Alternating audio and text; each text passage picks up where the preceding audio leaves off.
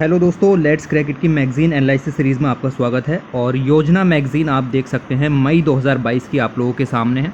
इसका जो टॉपिक लिया गया है वो है social security. Social security prelims में भी काफ़ी अच्छे क्वेश्चंस निकल कर के आते हैं यहाँ से, और मेंस में तो इसका एक इम्पोर्टेंस है ही है। ओके, तो चलिए देखते हैं कि आगे कौन कौन से आर्टिकल्स यहाँ पर दिए गए हैं। अलग अलग सेक्टर कवर किए गए हैं, जैसे दिव्यांगजन है, ओके, हेल्थ केयर है सभी के लिए, चिल्ड्रंस हैं, ओके। तो ये सब सोशल सिक्योरिटी इनको किस तरीके से प्रोवाइड की जा सकती है या क्या क्या कदम उठाए जा रहे हैं उसके बारे में इस पूरी मैगज़ीन में डिस्कस किया गया है। तो हम भी इसको देखेंगे और ये इस तरीके से आपका यहाँ पर आगे चलता है। इसकी जो पीडीएफ है वो आपको टेलीग्राम चैनल पर मिल जाएगी, उसका लिंक नीचे डिस्क्रिप्शन में दिया गया है, वहाँ से जाके आप उसको एक्सेस कर सकते हो। अगर लिंक पर क्लिक कर करके आपको नहीं पहुँचा जा रहा है तो आप अपने टेलीग्राम के सेव्ड मैसेजेस में @LETSCRACKIT और बड़ा I, बड़ा A और बड़ा S टाइप कर सकते हो। तो आप वहाँ पर ये ऑटोमेटिकली लिंक जो है वो क्रिएट हो जाएगा और आप वहाँ पर जा करके उसको एक्सेस कर सकते हो, ठीक है। तो ये आप इस तरीके से कर सकते हो। तो चलिए चलते हैं आगे और देखते हैं कि कौन कौन से आर्टिकल्स हमारे काम के हो जाते हैं।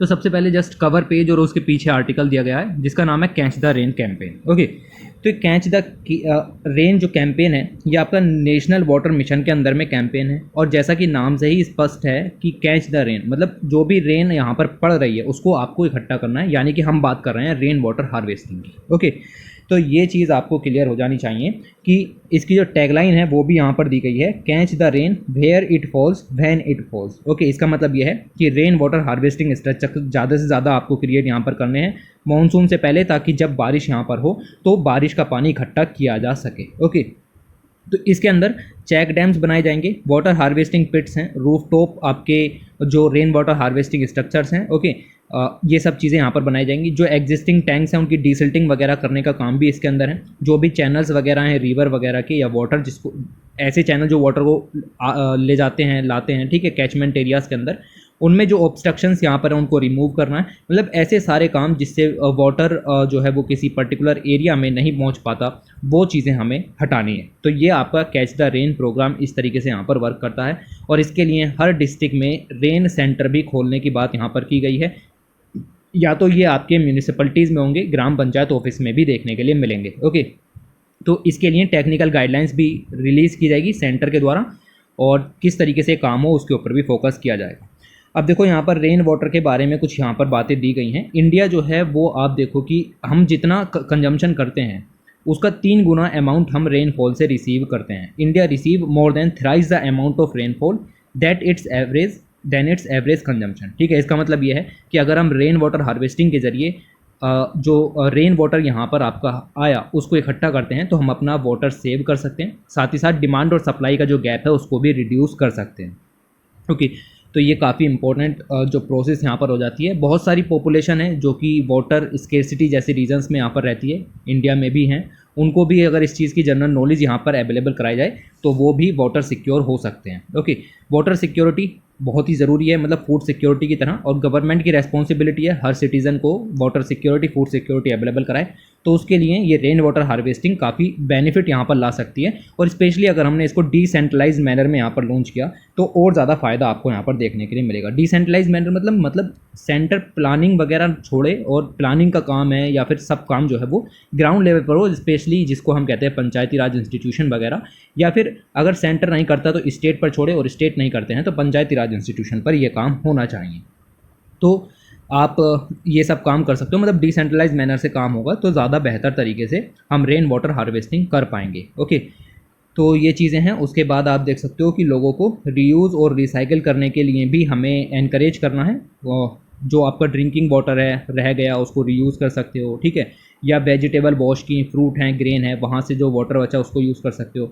आरओ वगैरह में से जो पानी डिस्चार्ज होता है, ओके, सेकेंडरी पर्पज़ के लिए यूज़ कर सकते हो उसको। This is called grey water management. Okay, kitchen वगैरह से जो वाटर निकलता है वो सब आपका नहाने का पानी, ये ऐसे पानी होते हैं जो कि लगभग साफ़ होते हैं, ठीक है, ये लगभग साफ़ होते हैं, बहुत ज़्यादा गंदे नहीं होते, तो आप इनको किसी और सेकेंडरी पर्पज़ के लिए यूज़ कर सकते हैं। ओके, तो ये काम कर सकते हैं, इससे आप वाटर की सेविंग कर सकते हैं, वाटर जो सिक्योरिटी हासिल कर सकते हैं, डिमांड सप्लाई का गैप भी यहाँ पर कम कर सकते हैं।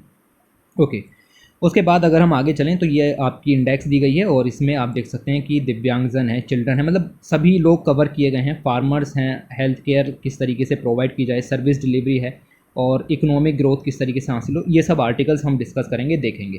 इससे अगला जो इशू आएगा वो आएगा न्यू एज टैग के ऊपर, और उससे अगला जो इशू आएगा वो ट्राइबल्स के ऊपर यहाँ पर आएगा, तो उनको भी यहाँ पर देखेंगे। उसके बाद यहाँ पर ये एडिटोरियल दिया गया है सेफ्टी नेट के बारे में, और यहाँ पर यही बताया गया है कि सोशल सिक्योरिटी क्यों ज़रूरी है, सरकार इसके लिए क्या कर रही है। तो एक थोड़ा सा इसको यहाँ पर देखने की कोशिश करते हैं। तो सोसाइटी अगर हम देखें, जब तक इंक्लूसिव अप्रोच नहीं होगी सोसाइटी के कोई महत्व नहीं बनते। इंक्लूसिव अप्रोच का मतलब है कि हर किसी को इंक्लूड करना है, ऐसा नहीं है कि दिव्यांगजन को इंक्लूड नहीं कर रहे हैं। ओके, तो ये इंक्लूसिव अप्रोच का जो बेसिकली सपना है, ये आपका नेशनल एजुकेशन पॉलिसीज़ के द्वारा भी यहाँ पर उभरा है। ओके, एजुकेशन सेक्टर के अंदर अगर इंक्लूजन हुआ तो सोसाइटी के और ज़्यादा एस्पेक्ट्स में हमें ये इंक्लूजन देखने के लिए मिलेगा। तो इसी से हम डेवलपमेंट की तरफ यहाँ पर जाते हैं। इक्विटेबल डिस्ट्रीब्यूशन ऑफ रिसोर्सेज होगा, सभी को रिसोर्सेज की सुविधा यहाँ पर मिलेगी, तो सोसाइटी अपने आप ग्रो करेगी। और यहाँ पर अगर आप देखें तो गवर्नमेंट का रोल भी क्रूशियल है। बिना गवर्नमेंट की सहायता की तो यहाँ पर कुछ भी नहीं होगा, क्योंकि ये सिस्टम में जो गैप्स हैं उनको प्रिवेंट करती है, लीकेज वगैरह को प्रिवेंट करती है। और इसके जो स्ट्रेटजिक इंटरवेंशन है या पॉलिसी प्लानिंग है वो ऐसे होने चाहिए कि हर सेक्टर को टारगेट करें, हर एक रीजन को टारगेट करें, और कोई भी पीछे यहाँ पर ना छूटे। हेल्थ केयर हो, ओल्ड एज हो, अनएम्प्लॉयमेंट हो, सभी के लिए सेफ गार्ड यहाँ पर अवेलेबल होने चाहिए।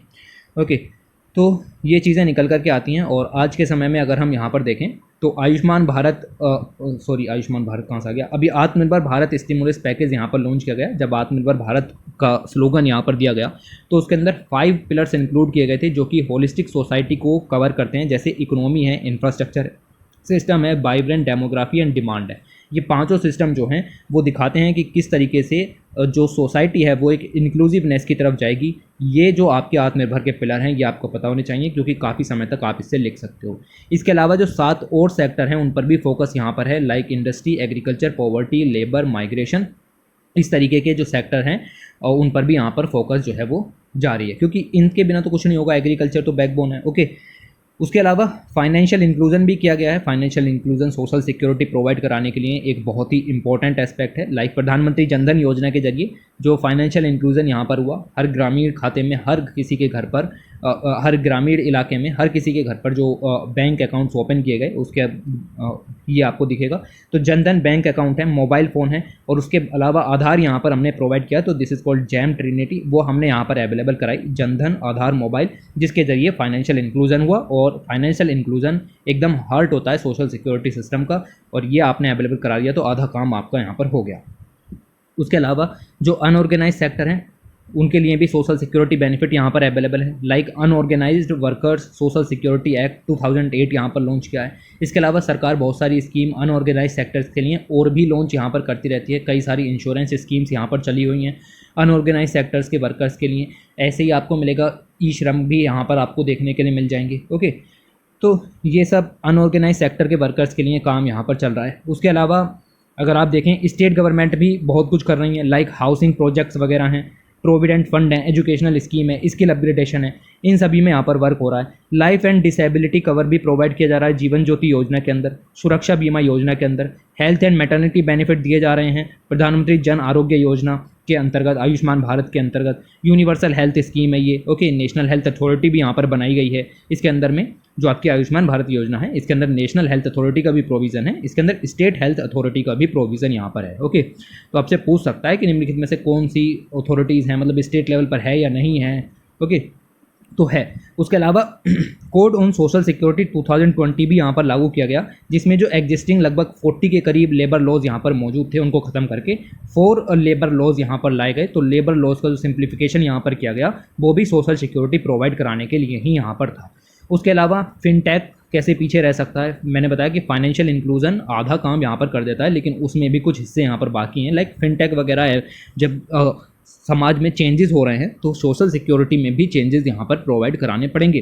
तो प्रधानमंत्री डिजिटल साक्षरता अभियान यहाँ पर लॉन्च किया, world's largest digital literacy programme यहाँ पर है।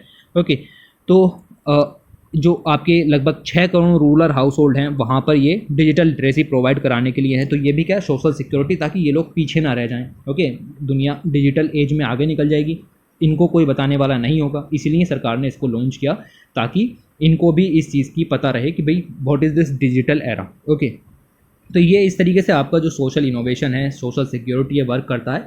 ये जस्ट एक आइडिया था, अभी हम इसके बारे में फुल डिटेल में कवर करने वाले हैं। तो जैसे पहला आर्टिकल यहाँ पर आपको देखने के लिए मिलेगा, इंक्लूसिव सोसाइटी, और इंक्लूसिव सोसाइटी के अंदर एम्पावरिंग दिव्यांगजन। तो सबसे पहले जो है वो हम दिव्यांगजन की बात यहाँ पर करते हैं। आर्टिकल डॉक्टर बीरेंद्र कुमार जी के ने लिखा है, ये आपके यूनियन मिनिस्टर हैं, मिनिस्टर और सोशल जस्टिस एम्पावरमेंट के अंदर जो यूनियन मिनिस्टर के रूप में वर्क करते हैं। ओके, तो डायरेक्ट आर्टिकल मिनिस्ट्री से आया है, इसीलिए काफ़ी इंपॉर्टेंट है। दिव्यांगजन से रिलेटेड जितनी भी स्कीम्स चली हुई हैं वो सारी की सारी इसके अंदर में कवर की गई हैं। ओके, तो ये वाला जो पैसेज है ये अंदर लिखा हुआ है, तो वहीं पर ही जाकर के इसको देख लेंगे। सबसे पहले जो टर्म है दिव्यांगजन, ये जो टर्म है ये यूज़ की गई थी, हमारे जो प्राइम मिनिस्टर हैं उन्होंने इस टर्म को यहाँ पर लॉन्च किया था। उनकी ही लीडरशिप में जो दिव्यांगजन हैं उनको गवर्नमेंट इनिशिएटिव में ज़्यादा फ़ायदा देखने के लिए मिला, मतलब फोर फ्रंट पर यहाँ पर आ गए। पहले क्या था, मई 2012 से पहले सेंट्रल गवर्नमेंट के लेवल पर ministry of social justice and empowerment, और उसके अंदर में डिसेबिलिटी ब्यूरो सारे काम देखता था, डिसेबिलिटी मतलब दिव्यांगजन लोगों से related. Okay, person with disability से रिलेटेड सारे मैटर वही हैंडल यहाँ पर करता था। उसके बाद मतलब पॉलिसीज़ हैं, प्रोग्राम्स हैं, एक्टिविटीज़ हैं, सब कुछ। लेकिन बाद में पता चला भाई एक स्पेशल फोकस देने की ज़रूरत है, एक स्पेशल अटेंशन देने की ज़रूरत है। तो हमने department of empowerment of persons with disability यहाँ पर तैयार किया। दिव्यांगजन डिपार्टमेंट भी कहते हैं इसको, DEPWD भी इसको यहाँ पर कहा जाता है। Ministry of social justice and empowerment के अंदर में स्पेशल डिपार्टमेंट हमने यहाँ पर तैयार किया, क्योंकि एक इम्पोर्टेंट नीड यहाँ पर प्रोवाइड की गई ताकि स्पेशल फोकस दिव्यांगजन पर ही यहाँ पर रहे। ओके, तो ये चीज़ें यहाँ पर आपको मिलेंगी, ये आप यहाँ पर इग्नोर कर सकते हैं। इन्होंने अपने बारे में बताया कि मैं क्लोजली मॉनिटर करता हूँ इस डिपार्टमेंट की सारी एक्टिविटीज़, मतलब कौन, डॉक्टर वीरेंद्र कुमार ये इस बात को बता रहे हैं। ओके, तो इसके बारे में ये है। उसके अलावा इंडिया जो है पार्टी है United nation convention on rights of person with disability, ये यूनाइटेड नेशन की कन्वेंशन है। ओके, अब ये कन्वेंशन है, हमने इसको साइन किया हुआ है, हम इसकी पार्टी हैं, तो हमारी जितनी भी डोमेस्टिक लॉज होने चाहिए वो सब इस यूनाइटेड नेशन कन्वेंशन के हिसाब से यहाँ पर होने चाहिए। तो हमने डिसेबिलिटी सेक्टर को, उसकी गवर्निंग को सब इस तरीके से यहाँ पर लॉन्च किया, और हमने right of persons with disability act 2016 यहाँ पर लॉन्च किया, जो कि अप्रैल 2017 में फोर्स में यहाँ पर आया। ओके, तो ये लॉ बहुत ही इंपॉर्टेंट है, बेस्ट एग्जाम्पल है कि किस तरीके से इंक्लूसिवनेस प्रोवाइड की गई, किस तरीके से हमने जो राइट्स हैं उनको बहुत ज़्यादा बढ़ाया। ओके, पर्सन्स विद डिसेबिलिटी को एंटाइटलमेंट्स देने शुरू किए, एडिक्वेट सेफगार्ड प्रोवाइड करे, उनके राइट्स अवेलेबल कराए, equality, protection from cruelty, exploitation से प्रोटेक्शन, वायलेंस से प्रोटेक्शन, सब कुछ अवेलेबल कराया। Community, family, justice, accessibility to voting, legal capacity, मतलब एवरी राइट जो हमें अवेलेबल कराना था वो हमने इस एक्ट के थ्रू यहाँ पर कराने की पूरी कोशिश जो है वो यहाँ पर की है। हमने हेल्थ को भी प्रमोट किया, एजुकेशन है, स्किल डेवलपमेंट है, एम्प्लॉयमेंट अपॉर्चुनिटीज़ है, PWDs के लिए, तो वो सब भी हमने अवेलेबल कराई। मतलब कोई भी सेक्टर है उसको हमने यहाँ पर पीछे नहीं छोड़ा। ओके, आप देख सकते हो इंपॉर्टेंट पॉइंट्स निकल करके आएंगे यहाँ पर, तो उन सारे के सारे जो पॉइंट्स हैं उनको आपको ध्यान में रखना है। हमने स्पोर्ट्स में भी PWDs को के लिए मतलब काफ़ी पार्टिसिपेशन उनका यहाँ पर बढ़ाने की कोशिश की है। कल्चरल एक्टिविटीज़ हो उनमें भी हमने, आप देखो जो आपके रिजर्वेशन थे सीट में, ओके, उसको 3% से बढ़ा करके 5% यहाँ पर कर दिया। ओके, और जो government aided higher educational institutions हैं या गवर्नमेंट स्कूल एजुकेशन इंस्टीट्यूट्स हैं उसमें 3% से बढ़ा करके 4% कर दिया इस एक्ट के अंदर में। ओके, तो ये चीज़ें आपको यहाँ पर जो है वो दिखाई देनी चाहिए कि ये जो रिजर्वेशन का प्रोविज़न है ये सोशल सिक्योरिटी प्रोवाइड कराने के लिए है, ये इंक्लूजन को प्रोवाइड कराने के लिए यहाँ पर आपका निकल करके आता है।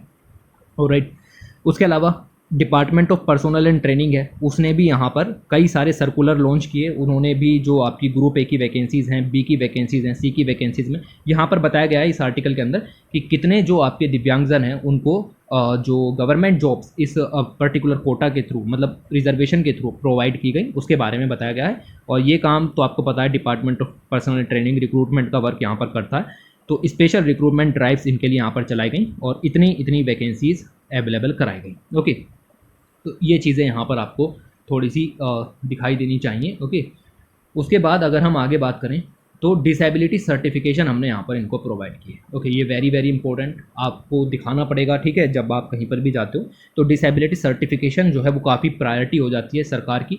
वो भी हमने यहाँ पर अवेलेबल कराई, सरकार ने यहाँ पर अवेलेबल कराई। और इस एक्ट के अंदर में ही इस जो डिसेबिलिटी की कैटेगरीज हैं उसके हिसाब से सर्टिफिकेशन अवेलेबल कराए गए। ओके, मिनिस्ट्री ने गाइडलाइंस वगैरह भी यहाँ पर रिलीज़ की। इस गाइडलाइंस में जो कंपोजिशन वगैरह भी लिखा हुआ था कि मेडिकल अथॉरिटीज़ की किस तरीके से डिजिटल सर्टिफिकेशन जारी किए जाएंगे। कुल मिलाकर के बात यह है कि हमने इनको अवेलेबल कराए unique disability identity projects, UDID। Okay, UDIDs हमने यहाँ पर अवेलेबल कराए, इसको कहते हैं यूनिक डिसेबिलिटी ID। ओके, 2015-16 से अवेलेबल करा रहे हैं। ये first unique disability identity card जो है वो पहली बार यहाँ पर इशू किया गया था जनवरी 2017 में मध्य प्रदेश के अंदर, और तब से लगभग 70 लाख ऐसे कार्ड्स जो हैं वो डिस्ट्रीब्यूट किए जा चुके हैं। और गवर्नमेंट जो है इस पर काफ़ी फोकस दे रही है कि सारे के सारे जो मैनुअल सर्टिफिकेट हैं उनको जल्दी से जल्दी ईजिली एक्सेसिबल यानी कि डिजिटल सिस्टम पर भी अवेलेबल कराया जाए। और स्पेशली तो डिजी लॉकर पर तो ये होंगे ही होंगे। ओके, तो ये मिलेगा। तो इस तरीके से बैरियर फ्री एनवायरनमेंट जो है वो यहाँ पर क्रिएट किया जा रहा है। अब यहाँ पर एक और स्कीम के बारे में है, ये स्कीम है जिसका नाम है एक्सेसिबल इंडिया कैंपेन। अब ये एक्सेसिबल इंडिया जो कैंपेन है इसके ज़रिए हम 2015 में लॉन्च किया गया था, प्राइम मिनिस्टर जी ने इसको खुद ही लॉन्च किया था। जितनी भी ऐसी जगह हैं जहाँ पर पब्लिक के लिए वो जगह ओपन है, वहाँ सभी जगहों पर आपको ऐसी सुविधाएं अवेलेबल करानी है कि जो डिसेबल पर्सन है वो भी वहाँ पर एक्सेस कर सके। ऐसा ना हो कि वहाँ पर सिर्फ सीढ़ियाँ हों और डिसेबल पर्सन वहाँ पर चढ़ भी नहीं पा रहा। ठीक है, तो ऐसा नहीं, रैंप वगैरह की सुविधा अवेलेबल होनी चाहिए। मतलब इंडिया जो है वो एक्सेस होना चाहिए, पूरा इंडिया एक्सेस होना चाहिए। ट्रांसपोर्टेशन सुविधाएं हैं वो सब अवेलेबल होनी चाहिए, ICT की सुविधाएं होनी चाहिए। तो सभी इस कैंपेन के आप अंदर देख सकते हो कि लगभग 500 से ज़्यादा स्टेट गवर्नमेंट बिल्डिंग्स हैं, 1000 से ज़्यादा सेंट्रल गवर्नमेंट बिल्डिंग्स हैं, उनको एक्सेसिबल यहाँ पर कराया गया है। रेलवे स्टेशन पर रैम्प्स हैं, डेस्क हैं, टॉयलेट्स हैं, वो इस तरीके के हैं कि जो दिव्यांगजन है उसको सुविधा यहाँ पर रहे, ये सब चीज़ों का लाभ उठाने के लिए। उसके अलावा ministry of information and broadcasting आप देख सकते हो कि कई सारी मिनिस्ट्रीज़ इन्वॉल्व हैं। तो एक अकेली मिनिस्ट्री इसके लिए कुछ नहीं करेगी कि अगर सोशल सिक्योरिटी से रिलेटेड मिनिस्ट्री बनी हुई है सोशल जस्टिस के नाम पर तो सारे काम वही देखेगी, नहीं, बाकी सारी मिनिस्ट्रीज़ का कोऑपरेशन उतना ही ज़रूरी है जितना कि इसका यहाँ पर ज़रूरी है। उसके अलावा 19 ऐसे प्राइवेट न्यूज़ चैनल हैं या फिर ministry of information and broadcasting के अंदर में इस चीज़ को बता रहे हैं। तो टीवी देखो, कुछ ऐसे हैं जिनको सुनाई नहीं देता, हियरिंग इम्पेयरमेंट्स हैं, तो ऐसे टीवी चैनल्स यहाँ पर ओपन किए गए हैं जिस पर स्पेशल तरीके से साइन लैंग्वेज वगैरह में जो न्यूज़ है उनको यहाँ पर समझाया जाएगा। ये काम मिनिस्ट्री ऑफ इंफॉर्मेशन ब्रॉडकास्टिंग यहाँ पर कर रही है। मिनिस्ट्री जो है आपको देखने के लिए मिलेगा कि सुगम्य भारत ऐप भी इन्होंने यहाँ पर लॉन्च किया है, और इसके ज़रिए जो क्राउड सोर्सिंग है वो यहाँ पर की जाती है मोबाइल एप्लीकेशन के ज़रिए, और इससे जो है वो आपकी एक्सेसिबिलिटी एक्सेस कराई जाती, मतलब एक्सेसिबिलिटी आपको बेसिकली अवेलेबल कराई जाती है। ओके, तो ये चीज़ें आपको यहाँ पर देखने के लिए मिलेंगी। उसके अलावा अगर हम बात करें तो अर्ली चाइल्डहुड 0 से 6 साल के लिए जो कि एक क्रिटिकल पीरियड है, हर किसी के लिए ही यहाँ पर मिलेगा। और यही पीरियड है जो कि डिसाइड करता है कि पर्सन की एबिलिटी वो अपनी लाइफ में क्या करेगा, उसकी हेल्थ पर क्या असर रहेगा, सोशल इकोनॉमिकल पोटेंशियल क्या रहेगा, ये सब चीज़ें यहाँ पर उसके लिए डिसाइड होती हैं। वो 0 से 6 साल की उम्र में ही यहाँ पर प्रोवाइड होती हैं। तो इस चीज़ को देखते हुए अर्ली इंटरवेंशंस लिए जा सकें, ठीक है, उसके लिए जो आपका डिपार्टमेंट है उसने 14 अर्ली इंटरवेंशन सेंटर्स यहाँ पर खोले हैं एट नेशनल इंस्टीट्यूट या composite regional centres like Delhi, Dehradun, इन सारी जगहों पर इस तरीके के सेंटर्स यहाँ पर ओपन किए हैं। तो अर्ली आइडेंटिफिकेशन हो सकेगा डिसेबिलिटी का, ताकि अर्ली इंटरवेंशंस यहाँ पर लिए जाएं। उसके अलावा थ्योरोपैटिक इंटरवेंशंस भी इसके अंदर अवेलेबल कराए गए हैं। ओके, तो ये चीज़ें आपको यहाँ पर ध्यान में रखनी है। ये सेंटर, इन सेंटर पे सारी फैसिलिटीज़ है, एट रिस्क केसेस को देखेंगे और थ्योरोपैटिक सर्विसेज अवेलेबल कराएंगे। स्पीच थेरेपी है, ऑक्यूपेशनल थेरेपी है। किस एज में? 0 से 6 साल की एज में, क्योंकि उस एज में हम कुछ इंटरवेंशंस ले लिए तो हो सकता है कि हम उसकी लाइफ को जो है और बेहतर कर सकें, या वो जो डिसेबिलिटीज़ हैं उनको यहाँ पर ख़त्म किया जा सके, क्योंकि उस दौरान किया जा सकता है 0 से 6 साल की उम्र में, लेकिन उसके बाद डिफ़िकल्ट हो जाएगा। तो बिहेवियरल थेरेपीज़ हैं, पेरेंटल काउंसलिंग है, ये सब जो चीज़ें हैं वो अवेलेबल कराई जाती हैं। और ऐसे जितने भी इंस्टीट्यूट हैं उनके नाम, उनका मतलब ये याद रखना कि ये सब जो है वो अर्ली इंटरवेंशन सेंटर्स के रूप में हैं, और नेशनल इंस्टीट्यूट्स हैं या फिर कंपोजिट रीजनल सेंटर्स हैं, इन सभी जगह पर ऐसे इंस्टीट्यूट्स ओपन किए गए हैं।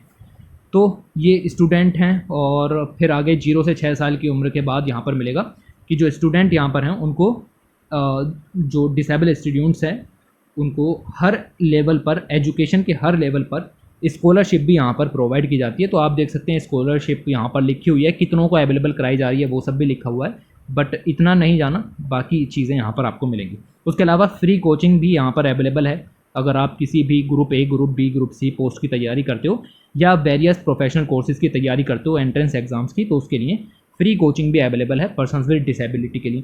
इसके अलावा न्यू एजुकेशन पॉलिसी 2020 ऐसी है जो कि right to person with disability act 2016 के प्रोविजंस के हिसाब से यहाँ पर है। तो एजुकेशन में बैरियर फ्री एक्सेस प्रोवाइड कराने के लिए नेशनल एजुकेशन जो आपकी न्यू एजुकेशन पॉलिसी है उसके अंदर इस तरीके के प्रोविजंस यहाँ पर हैं, जो कि पर्सन विद डिसेबिलिटी के लिए बेहतरीन जो वर्क हैं वो यहाँ पर कर सकते हैं सिक्योरिटी प्रोवाइड कराने के लिए। उसके अलावा गवर्नमेंट ने यह भी कहा है भाई अपने Indian sign language research and training centre भी ओपन किया गया दिल्ली के अंदर, और साइन लैंग्वेज डिक्शनरी भी लॉन्च की गई जिसके अंदर 10,000 साइन वर्ड्स यहाँ पर थे। उसके अलावा एनसीईआरटी के साथ एमओयू भी साइन किए गए हैं कि क्लास 1 से लेकर के क्लास 12 तक का जितना भी स्कूल करिकुलम है उसको साइन लैंग्वेज में कन्वर्ट करके दो, और एनसीईआरटी ने क्लास 1 से 5 तक कर भी दिया है। तो ये चीज़ें अवेलेबल कराई जा रही हैं। उसके अलावा अगर हम देखें यहाँ पर तो मेंटल इलनेस भी काफ़ी एक इम्पोर्टेंट जो आपका साइकोलॉजिकल डिसेबिलिटी के रूप में उभर करके आता है, इसके बहुत केसेस यहाँ पर देखने के लिए मिले हैं। कोविड-19 के बाद तो ये सिचुएशन और ज़्यादा यहाँ पर बढ़ गई, WHO के हिसाब से भी ये चीज़ें हैं और आपने खुद भी एक्सपीरियंस यहाँ पर किया होगा। तो जो डिपार्टमेंट है ओके वो सितंबर 2020 में उन्होंने एक toll free mental health rehabilitation helpline भी यहाँ पर रिलीज़ की, और ये जो हेल्पलाइन है वो लगभग 13 लैंग्वेजेस में यहाँ पर अवेलेबल है, जो कि इस चीज़ की सुविधाएं अवेलेबल कराती हैं। रिहैब साइकोलॉजिस्ट या फिर आपके जो वॉलंटियर्स वगैरह हैं वो आपकी हेल्प कर सकते हैं इस तरीके से। ओके, तो ये चीज़ें आपको यहाँ पर मिलेंगी। अब यहाँ पर जो इमेज दी गई है उसमें जो आपका कार्ड फॉर ऑल डॉक्यूमेंट यानी UDID के बारे में बताया गया है, और ये एक सिंगल डॉक्यूमेंट होगा आइडेंटिफिकेशन के लिए जिससे वेरियस बेनिफिट्स आप यहाँ पर उठा सकते हैं। और इसके अलावा आपको इसकी कोई भी कॉपी रखने की ज़रूरत नहीं है। सिंपल अगर आपने कार्ड रखा हुआ है तो यस ठीक है, ये आपको मतलब पूरा वेरीफाई करने के काम में यहाँ पर आ जाएगा। कार्ड के अंदर सारी डिटेल्स यहाँ पर होंगी जो कि एक रीडर के लिए ज़रूरी होती है, और इसके लिए एक रीडर भी यहाँ पर डेवलप किया जाएगा जिससे कार्ड को स्कैन करके आपकी पूरी इन्फॉर्मेशन जो है वो निकल करके आ सकती है। कार्ड को फिजिकली भी ट्रैक कर सकते हैं और हर लेवल पर यूज़ किया जा सकता है, मतलब ब्लॉक लेवल हो, डिस्ट्रिक्ट लेवल हो, स्टेट हो, विलेज हो, नेशनल लेवल हो, हर लेवल पर आप इस कार्ड को यूज़ कर सकते हैं। ओके, उसके अलावा देखो डिपार्टमेंट ने यहाँ पर national institute of mental health rehabilitation भी यहाँ पर सेटअप किया है। कहाँ पर? सीहोर के अंदर। तो ये कुछ सेंटर्स हैं, ये मैच ऑफ द फॉलोइंग में पूछे जा सकते हैं कि Indian sign language research and training centre कहाँ खोला गया है, तो दिल्ली में खोला गया है। ऐसे ही पूछा जा सकता है national institute of mental health rehabilitation कहाँ खोला गया है, तो सीहोर मध्य प्रदेश में खोला गया है। अब नाम से ही स्पष्ट है कि मेंटल हेल्थ रिहेबिलिटेशन में यहाँ पर वर्क करेगा, और कम्युनिटी बेस्ड रिहेबिलिटेशन का प्रोविज़न इसके अंदर में बेसिकली जो है वो यहाँ पर किया गया है। ओके, तो ये चीज़ें आप इतनी यहाँ पर ध्यान में रखोगे। उसके अलावा अगर हम देखें तो स्पोर्ट्स में भी आप देख सकते हैं जो पर्सन्स विद डिसेबिलिटी हैं स्पोर्ट्स में भी पीछे नहीं है। टोक्यो 2020 पैरा ओलंपिक्स में 19 मेडल हमने यहाँ पर जीते जिसमें से कि 5 गोल्ड थे। तो ये दिखाता है कि पोटेंशियल कितना ज़्यादा है। तो इस पोटेंशियल को और ज़्यादा बढ़ाने के लिए centre for disability sports Gwalior के अंदर खोला गया है। देखो तीसरा सेंटर आ गया है यहाँ पे, ठीक है। तो ये centre match of the following में भी पूछे जा सकते हैं। इसके अलावा state of the art facilities भी, ताकि मेजर स्पोर्ट्स के लिए ट्रेनिंग अवेलेबल कराई जा सके, वो भी यहाँ पर ओपन किए गए हैं। ओके, तो ये सब चीज़ें हैं। उसके अलावा आर्ट वगैरह के क्षेत्र में भी है, दिव्य कला शक्ति है, ये सब नए प्लेटफॉर्म है। तो जो फाइन आर्ट वगैरह परफॉर्म करने के लिए इनके लिए यहाँ पर ओपन किए गए हैं। इसके अलावा रीजनल लेवल पर भी काम यहाँ पर चलता है। ज़्यादा माइन्यूट जो स्कीम्स हैं उसके अंदर में मत जाना, ठीक है। ओके, तो बड़ी स्कीम्स पर थोड़ा सा यहाँ पर फोकस रखो। देखो जो आपका डिसेबल्स जो पर्सनस हैं उनको रिलीव कराना स्टेट सब्जेक्ट का काम है। एंट्री 9 में लिखा हुआ है स्टेट लिस्ट में, ओके, कि डिसेबल्ड पर्सनस के लिए रिलीफ स्टेट सब्जेक्ट का काम है। उसके बावजूद सेंट्रल गवर्नमेंट ने बहुत सारी स्कीम्स, बहुत सारे प्रोग्राम्स यहाँ पर चलाए हुए हैं। एक इम्पॉर्टेंट प्रोग्राम जो यहाँ पर हो जाता है, एक फ्लैगशिप स्कीम है जिसे कहेंगे डिपार्टमेंट की, वो क्या है? वो है आपकी assistance to disabled person for purchase या fitting of aid and appliances, जिसको कहते हैं ADIP स्कीम। मैंने इसके बारे में बड़ी डिटेल में वीडियो बनाई थी, लेकिन अभी फ़िलहाल इसको यहाँ पर देख लेते हैं। तो यह है आपकी ADIP स्कीम। ऐसे सभी लोग जिनको एड या असिस्टिव डिवाइसेस की ज़रूरत है, लाइक आपके अंदर हियरिंग इम्पेयरमेंट्स है तो आपको हियरिंग डिवाइस की ज़रूरत पड़ेगी, वो आपको फ्री कॉस्ट अवेलेबल कराई जाएगी। 2014-15 से इस प्रोग्राम के अंदर इतने कैंप लगाए जा चुके हैं जिसमें लगभग बहुत सारी डिवाइसेस जो हैं वो डिस्ट्रीब्यूट की गई हैं। फ्री ऑफ कॉस्ट इस काम को यहाँ पर किया गया है। अभी तक कुछ डिवाइसें इंपोर्ट की जाती थी, लेकिन अब DRDO वगैरह जो हैं वो इसको इंडिजीनियसली कॉस्टली बनाने की कोशिश करेंगे ताकि इसकी कॉस्ट भी रिड्यूस की जा सके, ठीक है। तो ये चीज़ें यहाँ पर मिलेंगी। उसके अलावा गवर्नमेंट ने जो नॉन गवर्नमेंटल ऑर्गेनाइजेशन है उनके साथ मिलकर के वर्क करना शुरू किया है, जैसे Deen Dayal disabled rehabilitation scheme यहाँ पर लॉन्च की गई है डिपार्टमेंट के द्वारा ही, और इसके अंदर जो बहुत सारे एनजीओ हैं वो सपोर्ट करेंगे स्पेशल एजुकेशन को, रेसिडेंशियल फैसिलिटीज़ को, वोकेशनल ट्रेनिंग को, इंटेलेक्चुअल डिसेबिलिटीज़ को, ये सब जो चीज़ें हैं उनको सॉर्ट आउट करने के लिए एनजीओज़ यहाँ पर वर्क करेंगे। तो याद रखना, this Deen Dayal disabled rehabilitation scheme NGOs के साथ में मिलकर के लॉन्च की गई है। ऑलराइट, तो ये सारी पॉलिसीज़ आपको यहाँ पर देखने के लिए मिलेंगी। ये सब पॉलिसीज़ ऐसी हैं जो कि इंक्लूज़न को यहाँ पर और एम्पावरमेंट को यहाँ पर इंक्लूड करती हैं PWD से रिलेटेड। और डिपार्टमेंट के जो हैं वो 9 नेशनल इंस्टीट्यूट हैं, 21 कंपोजिट रीजनल रिसर्च सेंटर हैं, 28 यूनिटीज़ के अंदर फैले हुए हैं। तो डिपार्टमेंट कंटिन्यूसली इसके लिए वर्क कर रहा है ताकि रिहेबिलिटेशन वगैरह सब अच्छे से यहाँ पर हो। सभी के साथ एसोसिएशन यहाँ पर लेकर के चला जा रहा है, एनजीओ हो, चाहे PWD एसोसिएशंस हो, एकेडमिक बॉडीज़ हों, सिविल सोसाइटी ऑर्गेनाइजेशंस हों, यानी कि कोलैबोरेटिव अप्रोच के जरिए जो हम बेसिकली इंक्लूसिव इंडिया है वो हम यहाँ पर हासिल करने की कोशिश कर रहे हैं। एम्पावरमेंट और इंक्लूज़न ज़रूरी है, तो इस तरीके से हम डिसेबल जो पर्सनस हैं उनके लिए ये सब वर्क यहाँ पर चल रहा है। ओके, तो ये आर्टिकल आपका यहाँ पर ख़त्म होता है। ये सारी जो स्कीम्स थी वो काफ़ी ज़रूरी हैं। ADIPSP स्कीम के बारे में और जानना चाहते हो तो सर्च मार देना, अपनी वीडियो आ जाएगी। ओके, उसके बाद आगे चलते हैं और अगले आर्टिकल पर जाते हैं। लिखा हुआ है आयुष और लिखा हुआ है रीडिफाइनिंग हेल्थ। यहाँ पर जो बेसिकली बात की गई है वो है आपका होलिस्टिक हेल्थ केयर। होलिस्टिक मतलब हर किसी को हर किसी तरीके की हेल्थ यहाँ पर अवेलेबल होनी चाहिए। अभी देखेंगे इस आर्टिकल के अंदर स्पेशल तरीके से होलिस्टिक वर्ड को यहाँ पर एक्सप्लेन किया गया है। What is this holistic word? Okay, तो देखते हैं कि ये आर्टिकल क्या कह रहा है। और ये आर्टिकल भी सीधे मिनिस्ट्री से ही आया है। और ये आर्टिकल यहाँ पर आप देख सकते हो इन्होंने लिखा है, ये सेक्रेटरी हैं मिनिस्ट्री ऑफ आयुष के अंदर। तो देखते हैं कि क्या चीज़ें हैं। वर्ल्ड हेल्थ ऑर्गेनाइजेशन ने यहाँ पर बताया है कि पूरी दुनिया में किसी ना किसी तरीके से 80% ट्रेडिशनल मेडिसिन का यूज़ यहाँ पर किया जाता है। ट्रेडिशनल मेडिसिन सिस्टम इंडिया में ऐसे हैं, लाइक अपनी जो एंशियंट फिलोसफीज़ हैं, मेडिकल नॉलेज है, पुरानी परसेप्शंस हैं, प्रैक्टिसेस हैं, कल्चर्स हैं, ट्रेडिशंस हैं, बिलीफ हैं, उनका यूज़ करके ट्रीटमेंट करना, ये आपका ट्रेडिशनल मेडिसिन सिस्टम यहाँ पर हो जाता है। इंडिया में आयुर्वेदा है, योगा है, न्यूरोपैथी है, ओके, आपको यूनानी, सिद्धा, सोवा, रिक्पा, होम्योपैथी, ये सब आयुष के नाम से जो जाने जाते हैं ना, वो सब आपको यहाँ पर इंडिया के अंदर मिलेंगे। और इसके लिए अलग से पॉलिसीज़ भी यहाँ पर तैयार हैं। बहुत सारी कंट्रीज़ ऐसी हैं दुनिया भर की जिनके अंदर मेडिकल प्लूरलिज्म के नॉर्म्स भी यहाँ पर हैं। What do you mean by the word medical pluralism? Medical pluralism का मतलब ये है कि ऐसा नहीं है कि आप सिर्फ और सिर्फ ट्रेडिशनल मेडिसिन सिस्टम पर फोकस करो और जो मॉडर्न मेडिकल सिस्टम है उसको इग्नोर कर दो। ऐसा भी नहीं है कि आप सिर्फ और सिर्फ मॉडर्न मेडिकल सिस्टम पर फोकस करो और ट्रेडिशनल मेडिकल सिस्टम को इग्नोर कर दो। आपको दोनों को साथ में लेकर के चलना है। This is called medical pluralism. Medical से रिलेटेड जितनी भी समस्याएं हैं उनको निपटाने के लिए जितने भी मेथड अवेलेबल हैं, इवन वो ट्रेडिशनल हो, मॉडर्न हो, कैसे भी हो, उनको यहाँ पर सभी को इंक्लूड करना है। This is called medical pluralism. Okay, तो मेडिकल प्लूरलिज्म के नॉर्म पूरी दुनिया में यहाँ पर चलते हैं। ट्रेडिशनल मेडिसिन जो है वो is one of the surest means, okay, लिखा हुआ है one of the surest means, जिससे कि टोटल हेल्थ कवरेज को हासिल किया जा सकता है। ये एक्सेप्टेबल है, सेफ है, इकोनॉमिकली फीजेबल मेथड्स हैं, ज़्यादा खर्च भी इसमें यहाँ पर नहीं आता है।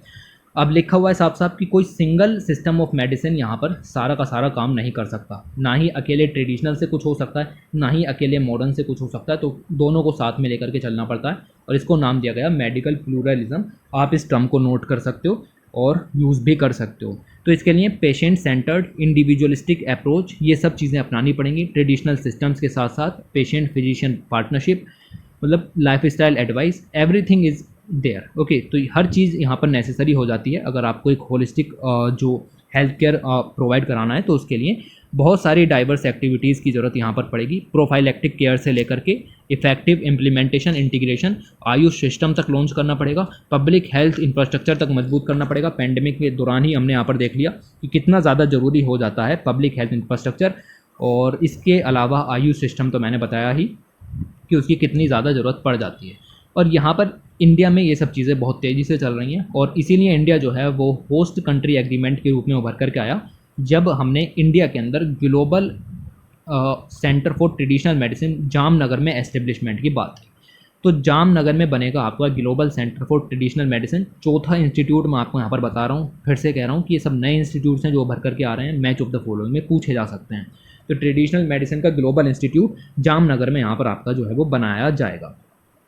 तो टर्म यहाँ पर एक्सप्लेन की गई है होलिस्टिक हेल्थ। होलिस्टिक हेल्थ मतलब होलिज्म से रिलेटेड वर्ड है और ये ग्रीक वर्ड है।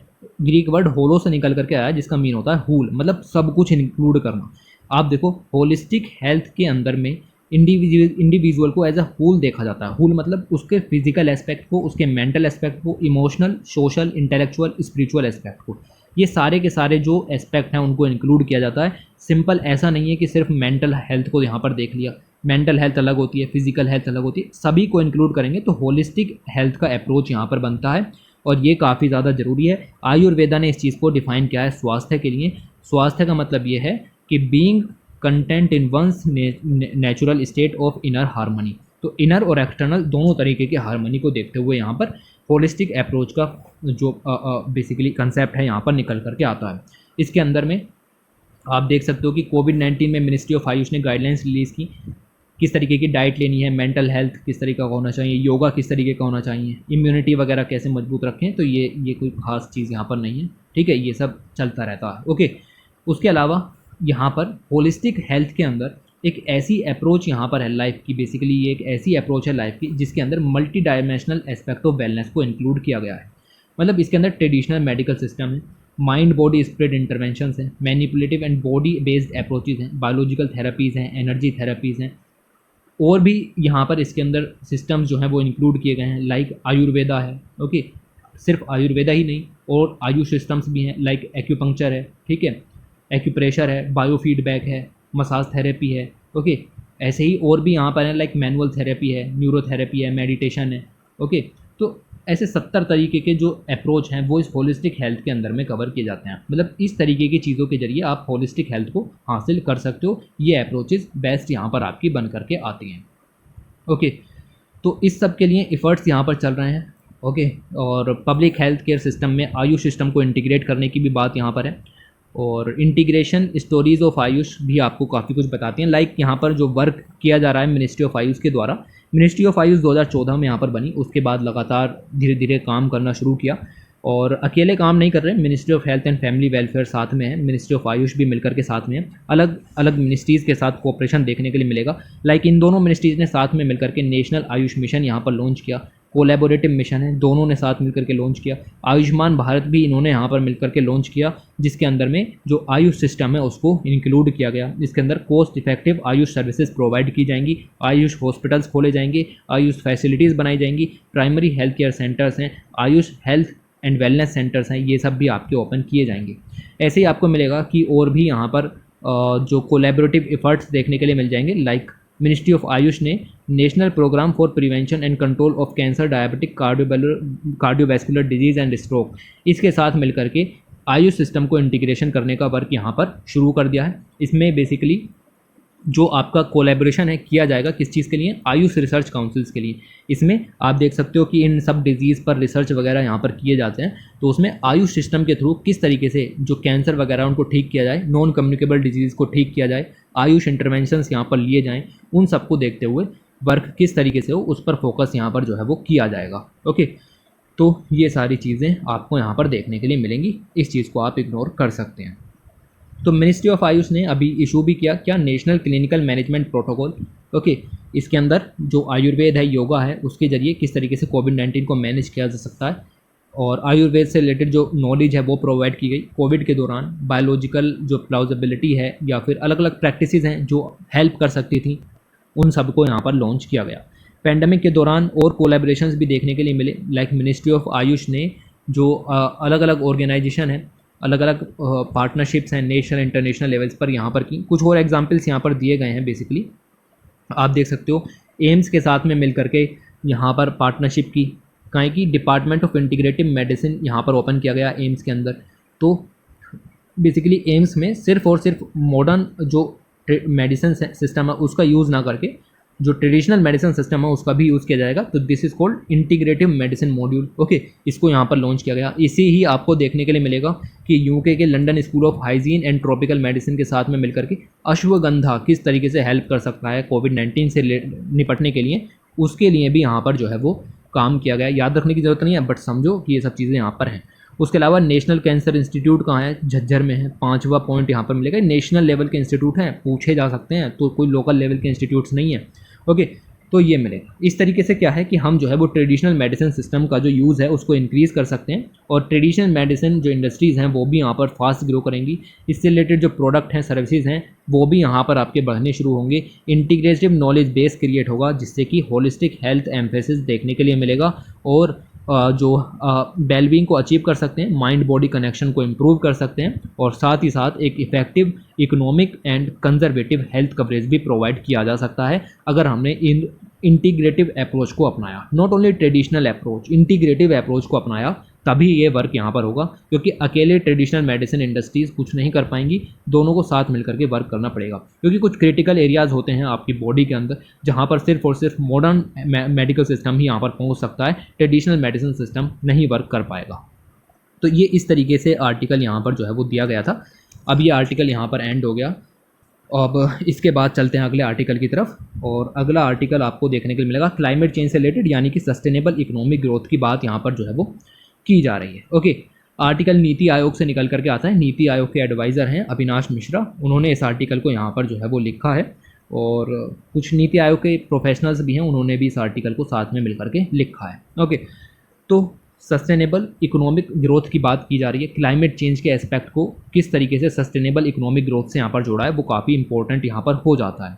क्लाइमेट चेंज एक मेजर चैलेंज तो है ही भाई, सिंपल सी बात है, क्लाइमेट चेंज हो रहा है, ग्लोबल वार्मिंग बढ़ रही है, वाटर स्केर्सिटी देखने के लिए मिल रही है, वाटर स्ट्रेस की कंडीशन है, फूड इनसिक्योरिटी देखने के लिए मिल रही है, हीट वेव्स यहाँ पर चल रही हैं। तो ये सब क्या है, ये सब किसी न किसी तरीके से क्लाइमेट चेंज के इम्पैक्ट यहाँ पर है। तो इससे लड़ने के लिए इकोनॉमिक ग्रोथ कैसे हासिल की जाए उसके बारे में आर्टिकल को बताया गया है।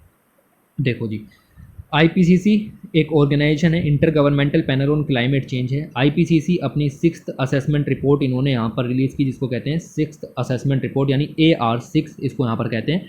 ये रिपोर्ट 3 हिस्सों में जारी की गई थी। पहला पार्ट 2021 में रिलीज़ किया गया, दूसरा पार्ट 2022 के शुरू में, और तीसरा पार्ट 2022 के मार्च अप्रैल महीने में रिलीज़ किया गया। ओके, तो ये इस तरीके से 3 पार्ट रिलीज़ किए गए।